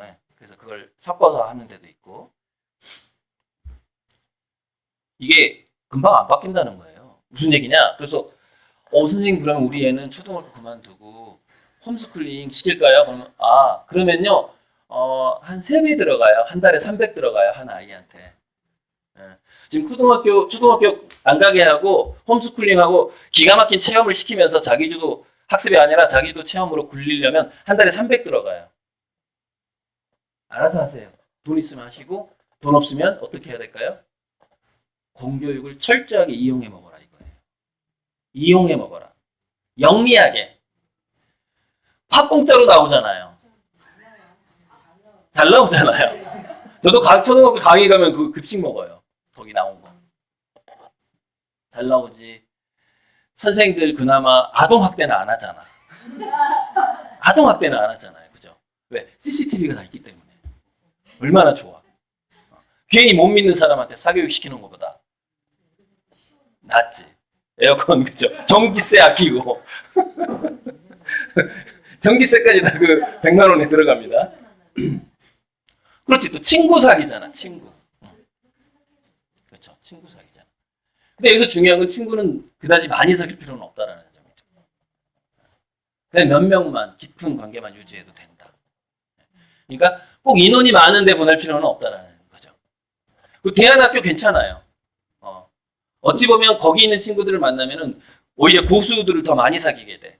이쪽을. 국영수 사과는 못하지만. 그죠? 그럼 나중에 지역 경제화 됐을 때 인공지능이 국영수 사과 리모컨 영역을 다 가져가고 글로벌 1, 2위 플랫폼 기업과 지역 경제로 완전히, 그것을 이제 글로컬라이제이션이라고 그래요. 글로벌라이제이션 플랫폼 기업이 모든 서비스를 다 해주고, 쇼핑부터 시작해가지고 인공지능 서비스까지, 집안 청소까지 인공지능 로봇이 다 해줘요. 근데 한 기업이 그게 충분히 가능해요. 인공지능 하나가 70억을 개별 맞춤해줄 수 있는 게 인공지능의 성능이에요. 기업 하나가 스마트홈을 다 할 수 있다. 이게 전 세계의 스마트홈을 한 기업이 할 수 있어요. 그게 구글이 될지 아마존이 될지 지금 싸우고 있어요. 그 경쟁을 하고 있는 거예요. 스마트홈으로. 우리나라 이제 삼성이라든가 LG에서 레미안 해가지고 스마트홈 하고 있죠. 이거 언젠가 뚫립니다. 뚫려요. 왜 그러냐면은 그거를 이제 커넥티드 스마트홈이에요. 커넥티드. 그 집 안에서. 근데 뭐가 어렵냐면, 그러니까 뚫리거나 합병돼요. 지금 빌보드 차트 5위 곡 좀 한번 틀어봐. 이게 곤란한 거야. 왜? 자기 콘텐츠가 아니잖아. 그죠? 근데 그 콘텐츠 계약을 구글하고 아마존이 딱 했네? 그럼 뭐야? 똑같은 기능인데 빌보드 차트 2, 3위 곡을 내가 바로 들을 수 없단 말이야? 삼성 거는? 근데 마침 광고가 딱 와. 여러분 가정의 스마트홈을 아마존 알렉사로 바꾸면은 90%를 지원해드리겠습니다. 마치 광고가 딱 떠. 바로 갈아타는 거예요. 그런 식으로 먹혀버리는 거예요. 아니면은 뒤에서 먹혀요. 인수합병으로. 우리가 이걸 제공해 줄 테니까 로열티 한 30%만 내. 이렇게 되는 거죠. 그래서 결국에는 플랫폼 기업이 다 가져가는 거예요. 그런 식으로 이익을, 대다수 이익을. 그래서 예를 들어서 애플하고 삼성폰의 차이가 삼성폰은 70%를 팔아도 20% 수익이고 애플은 20%를 팔아도 70% 수익이에요. 왜? 로얄티. 그런 식으로 돼요. 그런데 뭐가 어렵죠? 30분 전에 딴 딸기를 내가 먹고 싶어. 이건 힘들어요. 근데 유기농으로 키워야 되고 딸기에가 벌레가 3마리가 붙어 있어야 돼. 뭐 이런 거. 미국에서 수입한 딸기는 절대 그걸 할 수가 없어. 그죠? 알겠죠? 네. 이게 바로 로컬 경제예요. 이게 로컬 경제예요. 제 예를 들자면. 하지만 인간은 보니까 그게 몸에 좋다라는 걸 저절로 알게 돼요. 아, 대량 생산과 특히 먹거리만큼은 이동이 길수록 몸에 안 좋구나. 특히 밀가루 무지무지 안 좋구나. 이게 다 알게 되죠. 왜? 스마트폰 우리가 가지고 있는 기기로 그냥 바로 측정이 돼버려요. 방사능이든 거기 뭐 살충제 계란이든 뭐든 간에 바로 측정돼버려요. 기기가 이제 좋아지다. 그 측정을 누가 시켜줘? 인공지능 기업이 다 또 지원을 해줘요. 막 사진만 찍어도 되고 전자코가요. 개코의 한 7배, 8배 성능이에요. 전자코가. 지금 이미 나와 있는 전자코가. 전자코가 만약에 스마트폰에 장착된다면 살충제니 뭐니 다 끝나요. 라돈 침대니 뭐니. 스마트폰 거기 딱 올려놓으면 유해 물질 몇 프로 다 나와버려요. 그때 그 양반 되게 좋아하겠죠. 별이 5개, 이 사람. 별이 5개. 그 사람 되게 좋아하는 거죠. 이게 로컬 경제예요. 로컬 경제. 우리나라에서 나온 돌로 깎아가지고 이렇게 되는 거죠. 신토부리 경제죠, 이게. 자, 이제 결론을 이제 슬슬 내려. 질문 있으시면 중간중간에 좀 하시고요. 제가 마이크를 드릴 테니까. 요즘 이게 저희 둘째가 2005년생인데 자유학년제가 돼서 이게 중학교까지는 이제 계속 네. 그게 시험이 거의 없어지는 그런 상황이 될 것 같아요. 공식적으로. 어우, 다행이다. 빨리 돼야 돼. 아직은 아니지만 아직은 지금 1학년만 중1만 그지만 그지만 고등학교 가서는 결국은 다 수치화돼 버리잖아요. 그게 안 되면 아까 선생님 말씀하신 한 가지만 잘해야 돼. 아무리 집에서 인정받더라도 애들이 이게 사춘기가 되면 학교에서 인정하는 게 되게 중요하거든요. 저희 큰아들이 중1 되더니 딱 그러더라고요. 남자아이인데 엄마 축구를 잘하거나 공부를 잘하거나 남자는 둘 중에 하나만 하면 돼. 딱 중1 때 얘기를 하는 거예요. 한 달을 지내보더니. 멋져. 아니 근데 그 멋쟁이라는 이유를 할 수 없는 게 선생님들이 그렇게 이미 평가하고 친구들 사이에서도 그게 되게 중요한 거예요. 남자들 세계에서 뭐든 1등 아니면 뭔가 있어야 인정을 받는 게 사회적 인정이잖아요. 결국은 말해서. 그게 바벨 전략이에요. 지금 잘하고 있는 거예요, 걔는. 아니 근데 고등학교는 모든 게 다 수치화가 되니까 지금 고2 되더니 스스로가 아니라고 생각하면서도 고등학교를 무시하고 바로 유학 가면 되잖아요. 돈이 없잖아요. 돈이 없잖아요. 일반 서민이 바로 유학을 간다는 게. 아니면은 저는 지금 몇 학년이라고 걔가? 이제 고2예요. 그래서 저도 느끼는 게 고등학생은 우리나라 현실에서는 대학을 안 가고 그래서 막상 주위에 마이스터고니 특성화고니 다 해서 졸업을 한 친구들도 선배들도 보면 요즘 그잖아요. 특성화고 나와서 이제 어디 뉴스에도 여자친구 나왔는데 노동조합 만들었잖아요. 그 현상에 대해서 얘기하잖아요. 그 애들이 특성화 가는 애들이 형편은 어렵지만 굉장히 선생님 말대로 유니크한 애들이 저기 네, 그렇죠. 있는데도 불구하고 사회에서는 이런 대접을 받잖아요. 그러면 제가 중요한 과도기라서 그래요. 그럴까요? 과도기. 그러니까 지금 중고등학생들은 그 과도기의 아픔을 경험할 수밖에 없을 거예요. 나 유니크한데 왜 이렇게 대접을 못 받지? 이런 거.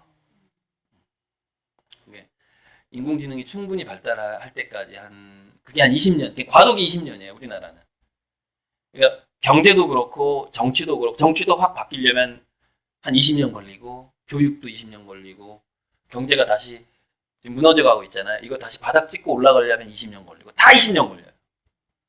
그러니까 이게 혼동기이다 보니까, 여기서는, 그래도 저는 그 아이의 행복을 쫓으라고 말하고 싶어요. 굶어 죽을 정도가 아니라면. 저희가 이렇게 많은 교육을 받잖아요. 네. 차라리 부자들을 네. 이거를 교육을 시켜서 걔네들이 이렇게 뭐랄까 자기 돈을 좀 풀 수 있는 네. 그런 교육을 좀 많이 해야 되지 않을까요? LG 돌아가신 그런 예. 분처럼 그런 재벌들이 나오면 사회가 조금 더 근데 인성교육이라는 건 가정 내에서 보통 이루어지다 보니까 그 졸부들의 집에서 그런 교육이 이루어질 수가 없어요. 예, 불가능해요. 그래서 원래 망해야 되는데 정경유착 때문에 안 망하고 있는 거예요. 우리나라가 정경유착이 없었으면 진즉 망했을 기업이 한 절반은 되죠. 지금 벌써 망했지. 그리고 우리가 윤리적으로 국민들이 좀 깨어 있었더라면 땅콩 회항 이후에 지금 그 흐름이 이제 들어온 거거든요. 윤리 소비 같은 게 이제 이루어지는 거죠. 아, 어쨌건 지금 고등학교 2학년 같은 경우에는 어떻게 해야 될까? 여기 안에서 다 놀아야죠 저희는. 자, 20년 동안 이렇게 하면 돼요. 그 명장의 길을 가면 돼요. 그러니까 우리나라 성공한 명장 중에서 뭐 공고나 이런 데 나와가지고 중소기업에 취직을 해서 경험을 쌓고 하다가 또 거기서 기술력이라든가 또 연구를 하는 거죠. 그걸 인정받아서 또 어디로 옮기고 또 대기업으로 가기도 하고 이렇게 해서 40, 50 됐을 때 명장이 되기도 하거든요. 그런데 예를 들어서 덴마크 같은 경우에는 정치인들이 블루칼라 출신이 많다고 하거든요. 선진국형 정치라서. 그리고 월급이 짜니까 안 가려고 그래. 이렇게 엘리트들이 야 월급 짠데 거기 뭐하러 가 이렇게 되는 거죠. 근데 우리나라도 그렇게 변해갈 거예요. 국회의원 특혜는 약해지고 정치인들은 거의 봉사정신이 아니고서는 도저히 버틸 수 없는 상황으로 가요. 국가 재정도 약해지니까. 왜냐면 무너지니까 경제가 무너지니까 정치도 그렇게 바뀌게 되는 것이죠. 혜택이 없으니까. 그래서 무슨 얘기냐면은 그렇게 그 아이가 자기 행복과 자기 경험, 체험 중심으로 해서 20년을 보낸다고 칩시다. 40대까지. 그러면 지금 어머니가 생각한 것보다 지금 고등학교 2학년에 20년 후는 기회가 생각보다 많아요. 근데 그 아이한테 기회가 가려면 뭐가 필요하냐면 그 아이는 철저하게 밑바닥 체험을 즐겼던 경험이 필요해요. 지금 그 애가 밑바닥에 이 사람들하고 부딪히고 나름대로 즐기고 그 안에서 뭔가 노력하고 했던 그 경험이 20년 동안 축적되지 않는다면 20년 후에 기회도 없어요. 다들 그렇게 애매하게 자녀 교육을 하고 있는 거죠. 부모님들이. 이 말은 이해하시겠죠? 왜? 정치, 사회, 경제가 전체가 사회가 이렇게 굽어버린단 말이에요. 근데 어머니가 봤을 땐 우리 얘는 사다리가 이게 아니라 지금 사다리가 이렇게 기울어졌어. 우리 애가 이렇게 가는 것 같아. 여기까지 올라갔더니 세상이 이렇게 휘어버리는 거예요. 지금 낭떠러지로 떨어져 버릴 것만 같아. 그러나 20년 후에는 우리나라도 이렇게 휜다는 거죠. 오른쪽으로 휘면 안 되겠다. 왼쪽으로. 이렇게 좌경. 이렇게. 아무튼, 우리 애가 이리 가는 것 같아. 그럼 이렇게 가다가 이렇게, 살짝 좀 이렇게 유럽형으로 바뀐단 말이죠. 그런데 낭떠러지로 가는 줄 알았더니, 발판으로 올라서네, 얘가? 20년 후에? 이렇게 된다는 거죠. 근데 지금 그 애가 발판으로 올라서려면은 축구만 해도 돼요. 제가 봤을 때. 네. 잘하는 거 하나만 시켜요. 그렇게만 해도 돼요. 발판이 생겨요.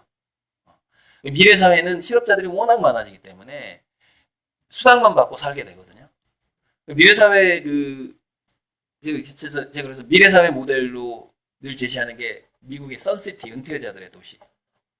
그 사람들은 연금, 그러니까 지금 현재 은퇴자들의 도시 선시티에서 그 사람들이 받는 연금이 미래의 국민 기본급이라고 생각하면 돼요. 미래 젊은이들의.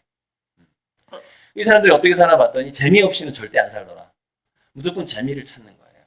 그러다 보니까 동아리에 10개씩 가입해, 평균. 근데 마치 공교육이랑 비슷해. 이 사람들은 계속 동아리 활동을 하느라고 막 되게 바빠.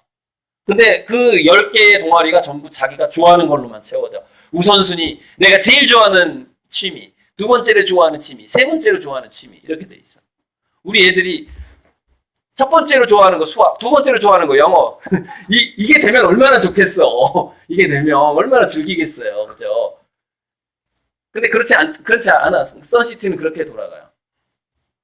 그러니까 이 리모컨 사회는 통째로 인공지능으로 넘어갈 게 뻔하고, 이 리모컨 사회는 어떻게 변하냐면 동아리 사회로 바뀌어버려요. 근데 지금 그 애가 20년 동안 축구만 하고 또는 계속 스포츠 연구만 했어. 엄마 나 축구만 하는 게 좀 그러니까 가끔 농구도 하고 좀 탁구도 좀 하고 게이트볼도 좀 한번 해볼까? 그리고 좀 온라인 게임 굉장히 중요해요. 왜 그러냐면은 가상현실 게임이 급속도로 들어오게 돼 있어요. 지금도 엄청나게 성장하고 있고 미래의 가상현실 게임은 몸을 움직이게 됩니다. 지금은 이렇게 곡을 쓰고 몸 움직이는 거 하려면 돈이 비싸요. 그러나 미래에는 그게 거의 공짜가 돼요. 그러니까 몸을 움직이지 않으면 뭐가 안 돼요? 호르몬 밸런스가 안 되는 거, 호르몬 밸런스. 그래서 일찍 죽어버리고 의료비가 많이 들어가요. 그래서 국가에서는 사회를 전체를 동아리로 굴릴 수밖에 없는데 그 동아리 활동에서 중점은 뭐냐? 무조건 몸을 움직이게 한다. 그래서 게임과 가상현실은 다 몸을 움직이는 것 쪽으로 가요. 그래서 지금 차라리 딱 봤을 때 애가 500분의 1, 1000분의 1의 천재가 아니다 우리 애가. 그러면 그냥 춤을 가르치시는 게 나아요. 국영수 가르치는 것보다. 중학교 때부터. 차차차 뭐 있잖아요. 지루박 그거 가르치는 게 낫다니까요. 걔는 고등학교 졸업하자마자 문화센터 바로 취직돼요. 네. 춤추는 인구가 많아질 게 뻔하거든요. 동아리 사회로 바뀌어버린다니까요. 20년 내에 분명히 급속도로 간다니까요. 동아리 사회로. 그러니까 제가 대한민국 공교육을 전부 동아리 편제로 아예 초혁신으로 바꿔야 된다라고 주장을 하니까 막 교사들도 막 좋아하고 박수를 치는데 더 이상 교육청에서를 안 불러주는 거예요. 자기들이 소화하기가 너무 힘들어. 순식간에 내가 이렇게 주장했거든요. 모든 학생을 동아리 체제로 바꾸고 그다음에 교사들도 가르치려고 하지만 가르치는 거 중지. 교사들도 동아리 활동해. 지금부터 월급 받고 그냥 동아리 활동하는 걸로.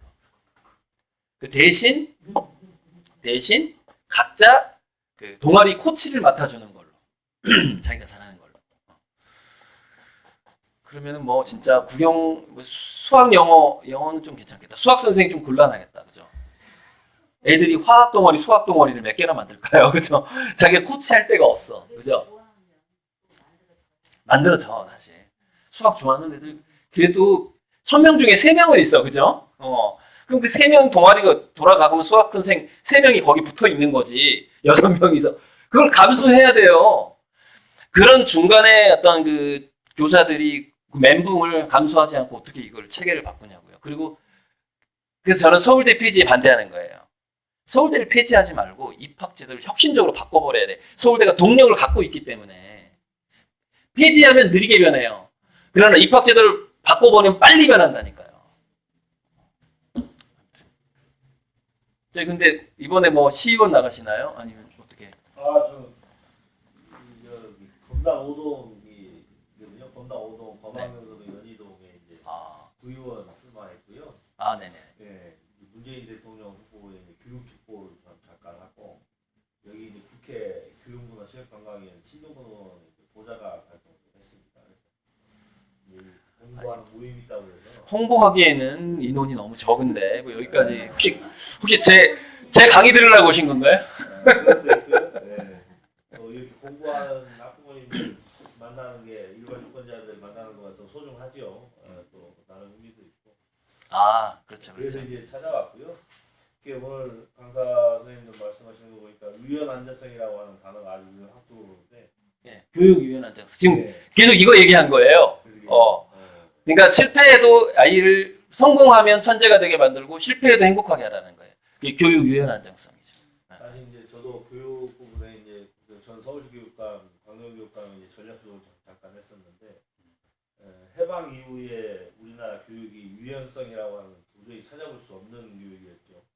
일제 장제 때부터 시작해서 군사 독재에 대한 문화가 있었고 강압적이고 포압적인 어떤 그런 교육이었고 주입식이었는데. 앞으로의 50년과 60년은 그런 교육으로 우리가 배워왔지만 좀 전에 강사님 말씀하신 앞으로의 50년은 우리 아이들의 유연성과 안정성을 보장하고 지원하면서 그런 교육이 이제 발달돼야 된다고 봅니다. 그리고 인공지능의 힘을요 절대 무시하면 안 돼요. 그렇죠. 굉장히 무섭게 다가올 거거든요. 그래서 이제 공교육이 공교육이 행복해지지 않으면 공교육도 망할 거예요.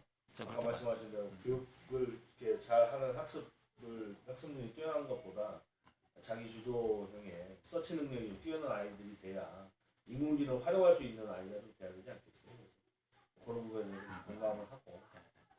그건 이제 디지털 사다리라는 개념인데 그 디지털 활용 능력이 상류층일수록 더 뛰어나대요. 중산층 이하가 약하고.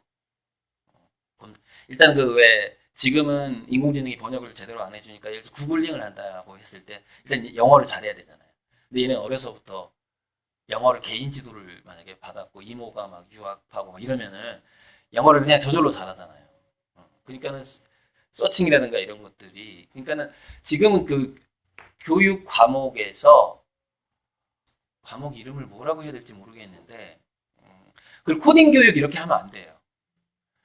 디지털 활용 교육이 굉장히 필요해요. 공교육에. 그게 어쩌면 디지털 활용 교육이 국영수 사과 5과목 중에 2과목을 없애더라도 그게 들어가 주는 게 좋아요. 코딩 교육이 아니에요. 컨셉이 다릅니다. 활용 교육에 이렇게 그러니까 예를 들어서 자기가 유튜브에서 자기가 원하는 어떤 교육 내용을 서치할 수 있는, 찾아낼 수 있는 능력, 키워드 능력, 그게 어휘력이 굉장히 또 필요해요. 그런 게. 그런 식으로 숙달을 시켜주는 거죠, 학교에서. 그래서 지금은 어떤 기업 간부가 이 얘기를 하더라고요. 예전에는 이렇게 PPT로 자기들은 이렇게 했다는 거예요. 자기들이 젊었을 때. 근데 요즘 신입사원들은 PPT로 안 하고 유튜브로 프레젠테이션을 한대요. 네. 동영상을 다 서칭해가지고 이제 3분짜리, 5분짜리를 서칭을 해오는 거예요. 그래서 제가 바라는 미래는 바로 이런 겁니다. 띡 누르면 동영상이 3분 동안 돌아가는 거예요. 지금 동영상으로 프레젠테이션을 한대요. 신입사원들은. 그 동영상 활용 능력이 있어야지 회사에 들어간다는 얘기가 되는 거예요. 그러니까는 지금 영상세대로 이미 넘어갔고 이건 PPT 시대가 아니라니까요. 지금. 그렇죠. 그래서 지금 우리나라 초등학교, 중학교 전체 애들한테 자기 유튜브 채널을 만들게 해야 되고 일주일에 하나씩 뭔가 특성을 만들어서 영상을 올리게 해야 돼요. 그게 물론 구글한테 우리가 돈을 주는 거지만 너 구글에서 나왔냐? 뭐 이게 아니라 그것을 학습하게 되면 나중에 구글 돈을 빼먹게 된다니까요. 나중에 왜 우리 애들이 능력이 좋아지니까 그게 그러면 또 다른 콘텐츠 능력이 좋아지고 크리에이터가 돼가잖아요. 그러면 나중에는 크리에이터가 플랫폼 기업보다 권력이 세질 때가 와요. 왜냐면 인공지능이 보편화가 되면은 크리에이터가 더 세져요. 그걸 뭐라고 해야 되지? 그러니까 마치 그 인간이 생기면서 메가스터디가 돈을 번 거하고 똑같은 거죠. 콘텐츠가 돈을 벌잖아요. 수단이 좋아지니까. 그쵸. 그러니까 인공지능하고 블록체인은 수단이에요. 그럼 그 수단이 좋아지면은 누가 좋아지냐면은 콘텐츠하고 아까 이거 고수하고 스토리텔링 능력하고 콘텐츠를 가진 애들의 권력 시대가 온단 말이에요. 그러니까 지금 초등학교 때부터 유튜브 채널을 만들고 영상 제작을 시키라는 얘기가 뭐냐면은 구글은 결국에는 크리에이터들한테 굴복한단 말이에요. 대기업은 나중에 그 시대를 대비하라는 것인 거죠. 구의원 후보님 아무튼 꼭 부탁드립니다. 저도 저희가 이쪽 우리 왕길동 지역에 중학교가 없어요.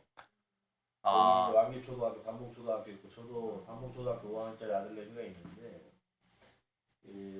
사실 교육의 총량제 아주 딱딱한 경직된 제도로 인해서 피해는 오롯이 그냥 부모님과 결국 아이들이 보고 있는 건데 중산층 이하가 피해 본다니까요. 그렇습니다. 그래서 그런 부분에 있어서 이제 제도 개선은 앞으로 지방자치시대가 좀 분권화되고 하면 그런 것들 교육자치로도 또 이룰 수 있으니까 그런 걸 이제 하나부터 좀 한번 해보려고 이렇게 좋은 중학교 하나 만들어 주세요.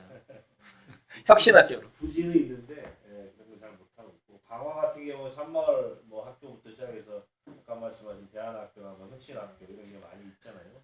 지금 여기가 김포인가요? 여기는 검도 아니죠. 인천인데. 인천은 김포랑 굉장히 가깝나요? 네, 가깝죠. 풍부지 가까운. 말씀하신 대로 혁신교육이 쪽 서부만 서울시만 하더라도 청라 지역에서의 여러 차례 시도가 있었는데 불구하고 기성에 이제 우리 부모님들 불안하잖아요.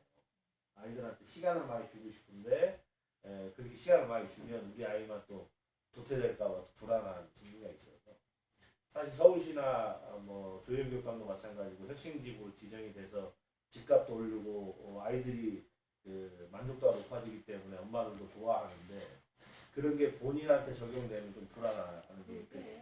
혁신 고를 한다는 게 좀 문제예요. 혁신초가 없는데 혁신중도 없는데 사실 혁신고를 아까 한다는 게 말씀하신 얼마나 불안해요. 급격한 변화는 시도하는 부분이 여기까지 있었어요. 그런 부분이 이번 앞으로 사실 이청용 교육감, 인천시 교육감이 되면서부터 여러 프로젝트를 진행하려다가 내부 문제로 인해서 사실 아무 일도 못하고 그냥 무방비 상태로 그만둬버렸잖아요. 앞으로 이제 어떻게 전개될지 모르지만 새로운 어떤 진보 쪽에 노동노동이나 이런 사람들이 진출하게 되면 저는 좀 같이 매칭해서 할 수 있는 여러 가지 사업들이 있지 않을까 싶습니다. 김상곤 교육감이 무상 그 아젠다 가지고 교육감 당선되고 지금 교육부 수장으로 돼 있잖아요. 집권 후기에 문재인 정부 교육 정책도 같이 아까 말씀하신 그런 부분도 잘 수용하는 가지 않을까 싶습니다. 지금 그 아무튼 교육 관련된 강의에 와주셔서 정말 너무 감사하고 제가 며칠 전에 정동영 국회의원도 오고요. 정동영, 선대인, 그다음에 명견말리 PD 정현덕 씨까지 왔었어요. 그 세미나 심포지엄에 가서 5분 발표도 하고 질문도 하고 그랬는데 그 세미나 이름이 뭐냐면 장벽사회예요. 격차 사회에서 장벽 사회로. 격차가 있던 사회에서 이걸 뛰어넘을 수 없는 장벽이 생기는 사회로 가고 있다. 그 세미나였는데 그 세미나의 결론이 뭔지 아세요? 교육을 바꾸지 않으면 사회가 바뀔 확률이 없다. 이게 결론이에요. 그러니까 예를 들어서 정치 교육도 들어가야 된다는 거예요. 정치 교육. 그러니까 누가 올바른 정치인이고 우리는 어떻게 투표해야 되는가를 초등학교 때부터 교육을 해야 된다는 거예요. 그리고 애들은 이미 다 사고가 있어요. 중고생 애들은 이미 알고 있는데 학교에서 바꿔주지 않는 거예요. 애들이 이미 교육에 대해 교복 자율화에 대해서 끊임없이 투표하고 결과를 얘기하는데 이미 투표 결과가 교복 안 입겠다 네. 하게 하고 하는데 왜 학교에서는 뭐 허용을 안 하는 거죠? 투표 이런 조사를 하고 결과가 나왔는데 학교에서 허용을 안 하는 거. 이건 뭔가요? 어떤 학교예요? 그런 거에 대해서 애들이 의원님 그 어떤 학교에 그 교장 선생님 좀 만나주세요. 일단 학교가 좋아지려면 그리고 이제 애들이 불만 있는 게 교장실이 왜 이렇게 큰가요? 교장 선생님 1인이고 다 교사들이 이렇게 하는데 그거에 대한 불만 되게 많아요. 자기들 중고등학교에 뭐 에어컨 빵빵하다는데 지금 안 틀고 있어요. 에어컨 안 틀어줘서 애들 땀을 뻘뻘 흘리고 공부를 하는데 교장실은 빵빵히 틀고 있어요. 이런 거 애들이 다 집에 와서 학부모한테 얘기해요. 근데 저도 뭐라 그러냐. 그냥 조용히 다녀. 엄마가 민원 걸 수가 없어. 왜? 네가 여기 학교 다니는 이상.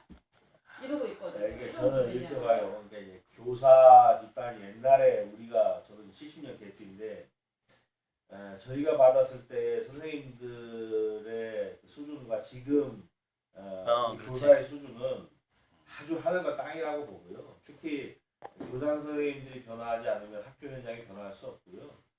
그 다음에 학교 잡무로 인해서 아이들한테 신경 못 써주는 선생님들을 정책적으로 풀어주지 않는 한은 학교 현장 바뀌기 쉽지 않습니다. 그래서 그런 것들을 혁파해내고 좀 바꾸는데 말씀하신 대로 아이들한테 맡겨놓으면 잘 돌아가요. 자기들이 만들어놓은 규칙과 규율은 잘 지키고 하지만 선생님들이 인위적으로 만들어놓은 규칙이나 규정은 자기네들 몸에 안 맞기 때문에 거부감이 생기는 거고 그러다 보면 말을 안 듣는 아이로 되는 거죠. 저는 그런 부분에 대해서 여기 계시는 우리 어머니들하고 다 공감하고 제가 할 수 있는 역할이 좀 주어지고 하면 그리고 보겠습니다. 오늘 여기 강의 오면서 봤는데 이게 한두 번 목격한 게 아닌데 어. 오늘도 살수차가 왔더라고요. 오늘 분명히 예보 어제 밤에 예보가 있었어요. 비 온다고. 그리고 비가 올 때 이슬비가 조금씩 왔어요. 맞아. 근데 비왔어요. 제가 그럴 때 볼 때마다 왜 서구청에서는 꼭 비 온다는데 하려면 어제 했어야지. 오늘 기간이나 했어도 이걸 취소해야 맞는 거지. 예산을 생각하면 비 온다고 비가 오고 있는데 살수차를 하는 이유가 도대체 뭘까요? 서구청에 민원을 넣어야 되나요? 아니면 의원님 오셨길래 지금 얘기를 하는 거예요? 이게 제가 한 3년 계속 목격을 했거든요. 그래서 저도 이거 민원 넣어야겠다.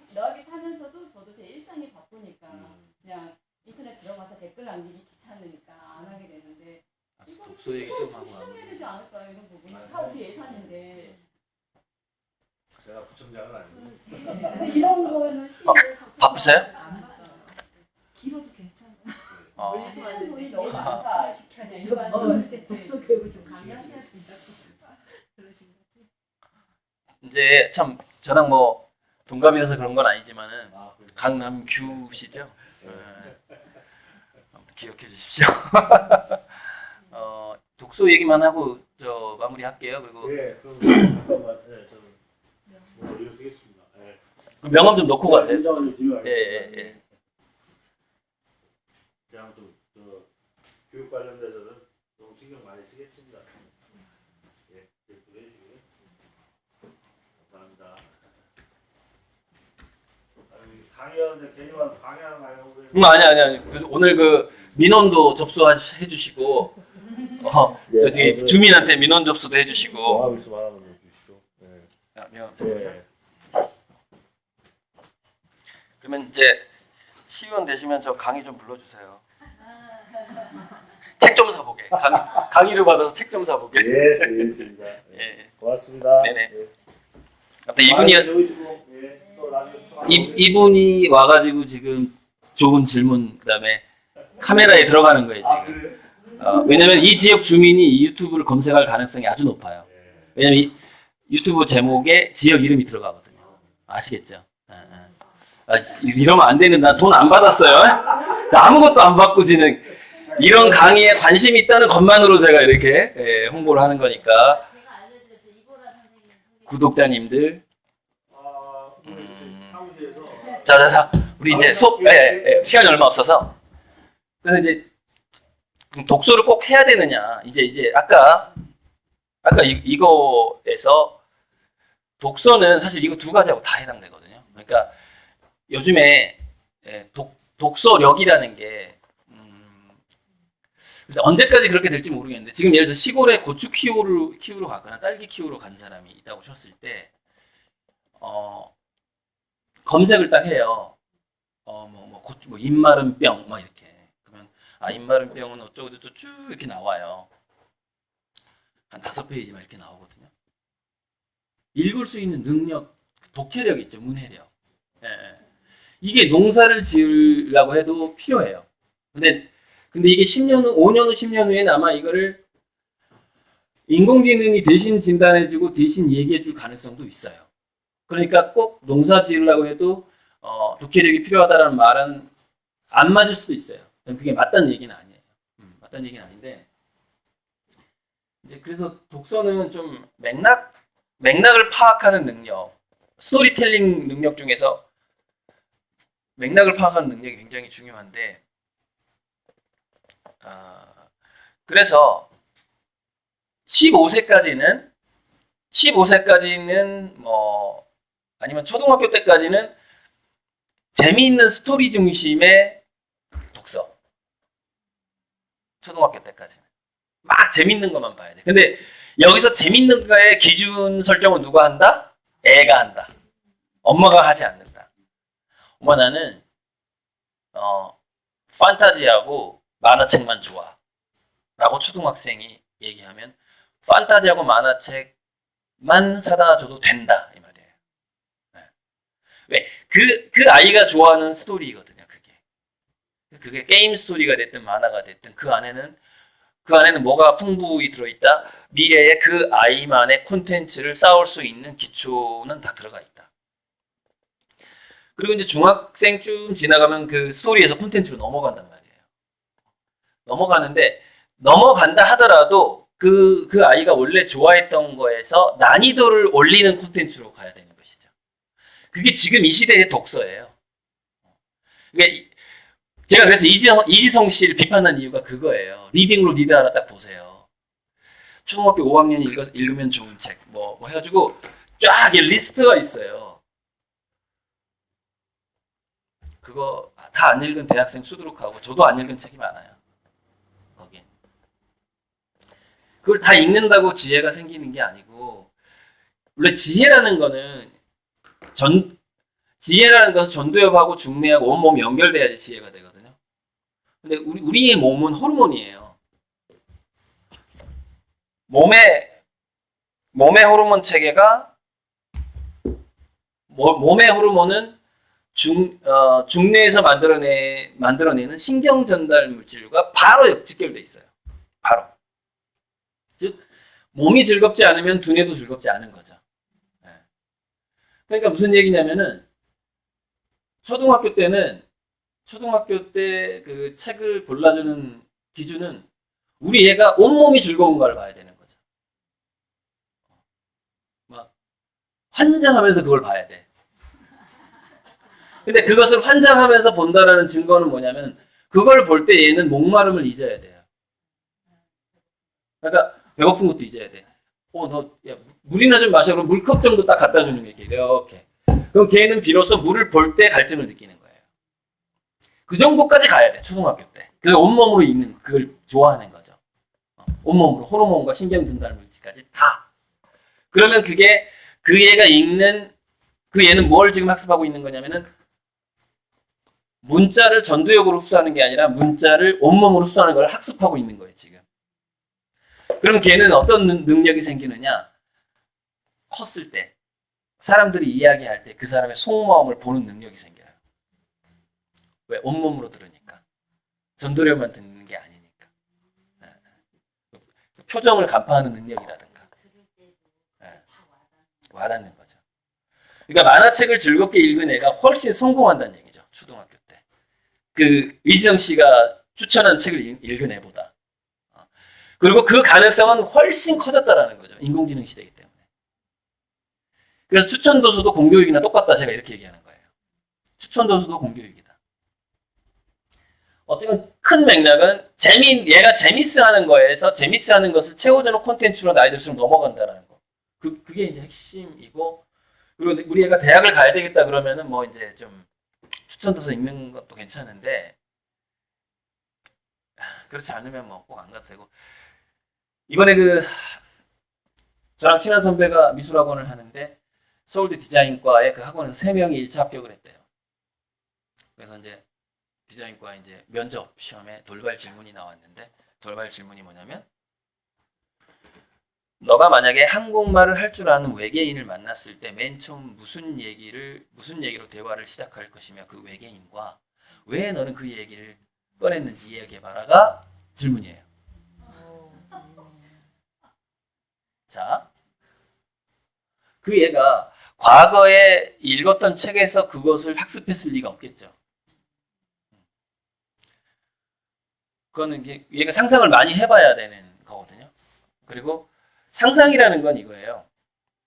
특히 스토리텔링 능력이라는 것은 그것을 시각화 능력이라고 하는 건데, 제가 온몸으로 초등학교 책을 읽어야 된다는 얘기가, 그거는 시각화가 포함된 거예요. 문자가 아니라. 막 머릿속에서 그림이 막 돌아가야 되는 것이죠. 그러면은 스토리텔링 능력이라는 것은 어떻게 나오냐면은, 딱 그 질문을 받았어요, 얘가. 그러면은 첫째, 외계인의 모습이 내 앞에 딱 보여야 돼. 외계인이 한국말을 하네? 딱 그랬어. 그래서 피부가 녹색이네? 첫 마디가, 야, 니네들은 뭘 먹길래 피부가 녹색이야? 자, 면접에서 중요한 건 뭔지 알아요? 타이밍이에요. 망설이면 떨어져요. 자, 질문이 딱 나왔어. 아, 그거요? 하고 바로 대답 나와야 돼. 아시겠죠? 근데 거기서 그런 질문이 딱 떨어졌어. 얘 지금 서울대 가려고 딱 그림 열심히 미술학원 다녀가지고 1차 합격 20명 뽑는데 2,000명이 왔대. 2,000명. 100대 1이래. 100대 1. 1차 합격을 했어. 그러면 보통 3배에서 뽑잖아요. 60명이 든 거야. 그죠? 3배수를, 1배수를 뽑으니까. 그 중에 2명 떨어지고 1명 붙었어요. 1명은 머리가 하얘지더래. 그 질문 딱 받으니까. 왜 머리가 하얘지죠? 자기 눈앞에 외계인이 보이지 않기 때문이에요. 보이지 않기 때문에. 왜 걔는 그 질문을 받았을 때 눈앞에 외계인이 보이지 않죠? 어렸을 때 오감이 섞인 독서를 하지 않았다는 것이죠. 자, 외계인이 딱 떠올라야 돼요. 뭐까지 떠올라야 돼? 외계인의 표정까지 떠올라야 돼. 나를 만난 외계인의 표정까지 떠올라야 돼. 그 눈하고 코까지 딱 떠올라. 근데 그게 어떻게 떠올라? 그 교수가 나한테 질문하는 순간 떠오르는 거예요. 온몸으로 책을 읽는다는 것은 이 책과 오감과 모든 것이 움직인다는 걸 의미해요. 이렇게 해야만이 면접을 통과합니다. 즉 천재가 공부를 잘한다 할지라도 우리가 기존의 공교육 방식으로 애를 키우고 추천도서로 책을 읽히잖아요. 면접에서 떨어져요. 거기서 외계인요? 그거 저는요 무슨 질문을 떨어져요. 왜? 걔는 상상력이 없는 거야. 그런 생각이 들면 안 돼. 예. 특히 미대를 가래가. 그죠? 근데 이거 미대에서만 나오는 질문이 아닙니다. 이공계, 문과 다 나와요, 이런 게. 완전히 황당한 게 나와요. 그때 당황하면 안 뽑아요. 당황하면 안 뽑니다. 왜? 아이디어라는 것은 번개처럼 머릿속에 들어오는 거예요, 원래. 전광석화라고 그러죠. 번개. 내가 이 질문을 던졌을 때 전혀 당황하지 않고 머릿속에 번개가 일어나느냐를 보는 거예요. 그게 면접이에요. 머뭇거리면 떨어진다. 자, 그런데 그 아이가 집에서, 지금 독서 얘기하다가 여기까지 오는데, 그 아이가 집에서 엄마한테 뭔가를 물어보려고 할 때 머뭇거려야 한다면 면접에 통과를 못하는 거죠. 자, 아이들은 뭔가를 물어볼 때 누구한테 머뭇거리지 않느냐? 친구한테만 머뭇거리지 않아요. 근데 엄마가 감독이야. 엄마가 내 생활의 멘토고 감독이야. 가끔은 교도관이야. 이렇게. 뭔가 이렇게 물어볼 말이 생겼어. 그걸 뭐라 그러죠? 자가검열이라 그래.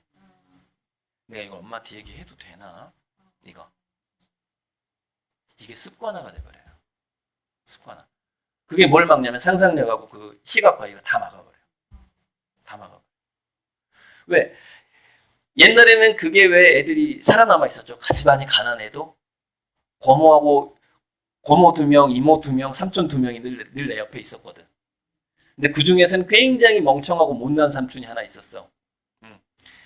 얘는 고등학생인데 지적인 수준이 초등학교 3학년이야. 근데 나는 초등학교 1학년이었어.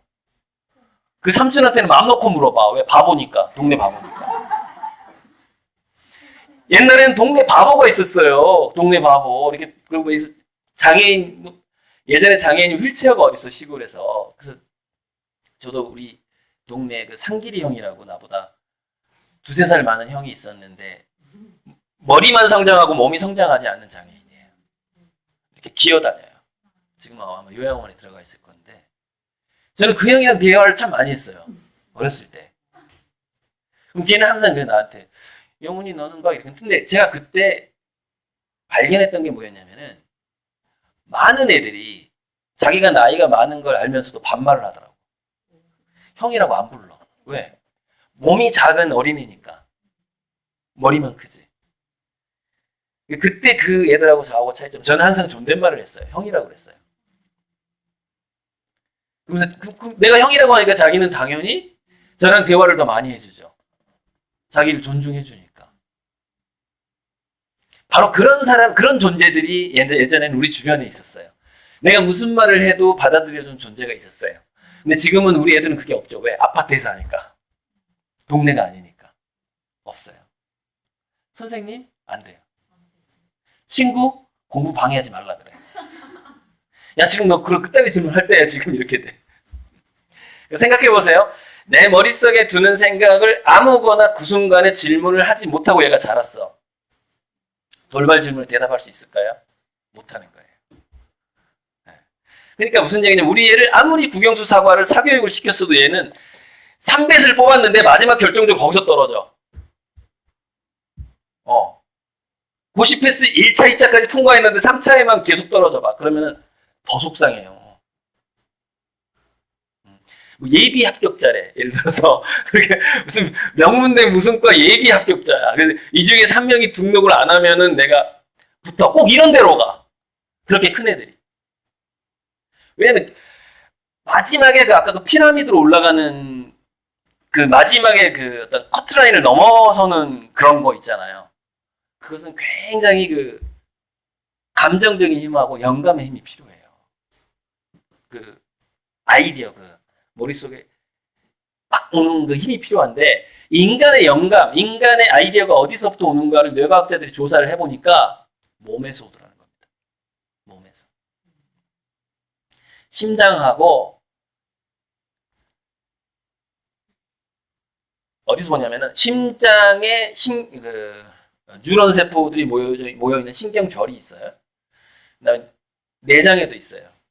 내장하고 심장하고 간뇌하고 중뇌가 연결된 라인이라는 게 있어요. 인간의 몸에. 그런데 인간의 전두엽의 문제점은 수많은 가능성을 하나로 압축하는 기능만 해요. 얘는. 전두엽은. 왜? 전두엽은 좀 오랜만에 뇌과학 나오네. 전두엽은 결정과 실행에 특화돼서 형성된 두뇌예요. 나는 이 방향으로 가야 돼. 저기 땅땅땅 있죠. 이거 망치치는 두뇌야.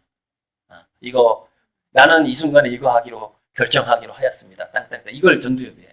그래서 본부라고 부르긴 불러요. 전두엽의 단점이 있어요. 전두엽은 무수한 질문과 무수한 상상을 억제하도록 발달하는 단점이 있어요. 근데 무수한 상상과 무수한 질문을 누가 하는가 봤더니, 어떤 두뇌가 하는가 봤더니 오히려 하위 두뇌가 하더라는 거죠. 소뇌하고, 전두엽 말고 중뇌하고 심장하고 장, 이런 하위 두뇌에서 먼저 뭔가를 보내주더라 이거예요. 전두엽으로 뭔가를. 즉 우리가 안테나 있죠. 안테나. 동물들은 안테나가 이렇게 형성돼 있죠. 인간은 안테나가 내장형 안테나예요. 이게 전두엽이면 중뇌에서부터 아래로 안테나가 뻗어 있어요. 심장하고 척추하고 여기 장까지. 그래서 우리가 뭐 예전에 뭐 영상하고 그럴 때 왜 단전호흡하고 뭐 이런다고 그러잖아요. 그게 안테나를 훈련시키는 거예요. 안테나를. 스티브 잡스가 왜 명상을 했어요? 계속해서. 그 수많은 아이디어를 떠올릴 때. 안테나예요, 안테나. 인간은 내장형 안테나를 가지고 있는데 그것이 몸이더라 이거예요. 이완을 해야 되는데 없는 애들은 합격해야 되니까 얼마나 불안하겠어요. 있는 애들은 떨어져도 되는데 긴장 안 하죠. 그러니까 부교감신경, 그러니까 교감신경 긴장할 때, 그러니까 부교감신경이 어느 정도 얘가 여유가 있을 때 그 안테나는 활성화되거든요. 여유가 없으면 급하고 막 조급하고 나 꼭 합격 안 하면 우리 집안 굶어 죽어. 내가 뭐 살려야 돼. 막 이렇게 긴장하고 들어가면 외계인이 안 보인다니까. 그 질문에 외계인이 안 보여. 그러니까 상류층 애들이 왜 그런 걸 합격을 잘하냐면 여유가 있거든. 그 얘기예요. 방금 그 얘기. 여유가 있으니까 아이디어가 팍팍 떠올라. 왜? 몸이 살아있어. 몸의 안테나가 살아있어. 어려서부터 그렇게 컸고. 어렸을 때부터 숙제하고 놀아라가 아니라 놀고 나서 숙제해도 되고 숙제 안 해도 되고 이렇게 크면 그게 안테나가 살아있다니까요. 숙제하고 놀아 그러면 안테나가 죽인 상태에서 숙제를 하게 돼. 숙제하고 안테나 다 죽은 다음에 나가서 놀려고 했더니 놀 친구도 없어. 잘 노는 애들은 일찍 놀지 늦게 놀지 않거든. 그러니까 놀고 나서 숙제 그러면 잘 노는 애들하고 놀게 돼. 근데 숙제하고서 놀아 그러면 다 이렇게 꽉 막힌 애들하고 놀게 돼. 나중에 노는 게 수련이 안 돼. 꼭 그런 애들끼리 놀아. 꽉 막힌 애들끼리. 그렇게 되는 거죠. 하지만 독서는 어쨌건 간에 우리 애를 인문학적으로 내성적인 아이고 독서를 해야만 한다면 기본적으로는 이렇게 됩니다. 25세, 그러니까 35세까지는 독서량에 중점을 맞춰야 되고, 제가 늘 얘기하지만 자녀의 성공을 판단하는 나이는 55세다. 즉 부모가 85세경이 되어야만이 그 자녀의 성공은 판가름이 난다. 이 얘기를 강의에서 계속 하거든요. 35세까지는 질보다 양이에요. 독서는. 뭐가 됐든지 간에. 양을 많이 쌓게내면 거기서 그 책을 읽은 애들은 나는 어떤 쪽에서 질 쪽으로 더 갈고 닦아야 되겠다를 스스로 정하게 돼요. 그럼 그게 이제 30대 때 그게 들어가게 되는 거죠. 그래서 직장에 들어갔다 그러면 그 직장에 맞게 또 독서를 하게 되고 이렇게 되는 거예요. 그 이전에 그 양이 필요한데 그 양은 꼭 다양한 양일 필요는 없다 이거예요. 만화책이라도 많이 보면 된다 이거예요. 판타지라도 많이 보면 된다 이거죠. 그럼 걔는 거기에 맞는 직장에 들어갈 거니까. 판타지를 많이 보내는 게임 업체에 들어가겠죠. 그죠. 걔가 자동차 판매 업체에 들어가지 않을 거 아니에요. 어차피 지원도 하지 않을 거고. 그렇게 되는 거죠. 거기 가서 장점을 갖게 되고 또 갈고 닦게 되는 거고. 그래서 결국에는 고수하고 소통 능력을 그 분야에서 갖게 되는 거고. 딸기를 키우든 떡볶이를 하든 이게 있어야 돼요. 떡볶이도 잘해야 되고 손님 왔을 때 맞이를 잘해야 돼. 그래야지 떡볶이에 고수가 되는 거죠. 이건 변치 않는다니까. 이건 불변이라니까 이게. 불변이야. 그 얘기고 이거는 뭐 그 얘기고요. 뭐 독서에서 여러 가지 방법이 있는데 이게 제가 요즘에 독서 강의를 안 하는 이유가 그거예요. 독서 도구마를 제가 독서 도구마에 빠질까봐 계속해서 그걸 오히려 저는 독서를 공격해요. 오히려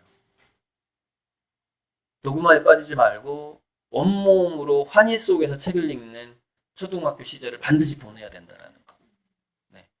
그래야지 그 다음이 있다라는 것이죠. 근데 그렇게 했을 때 제가 얘기했죠. 처음에는 다독으로 가고 그 다음에 탐독, 자기가 찾아서 읽는 것으로 가고 그 다음에 통독.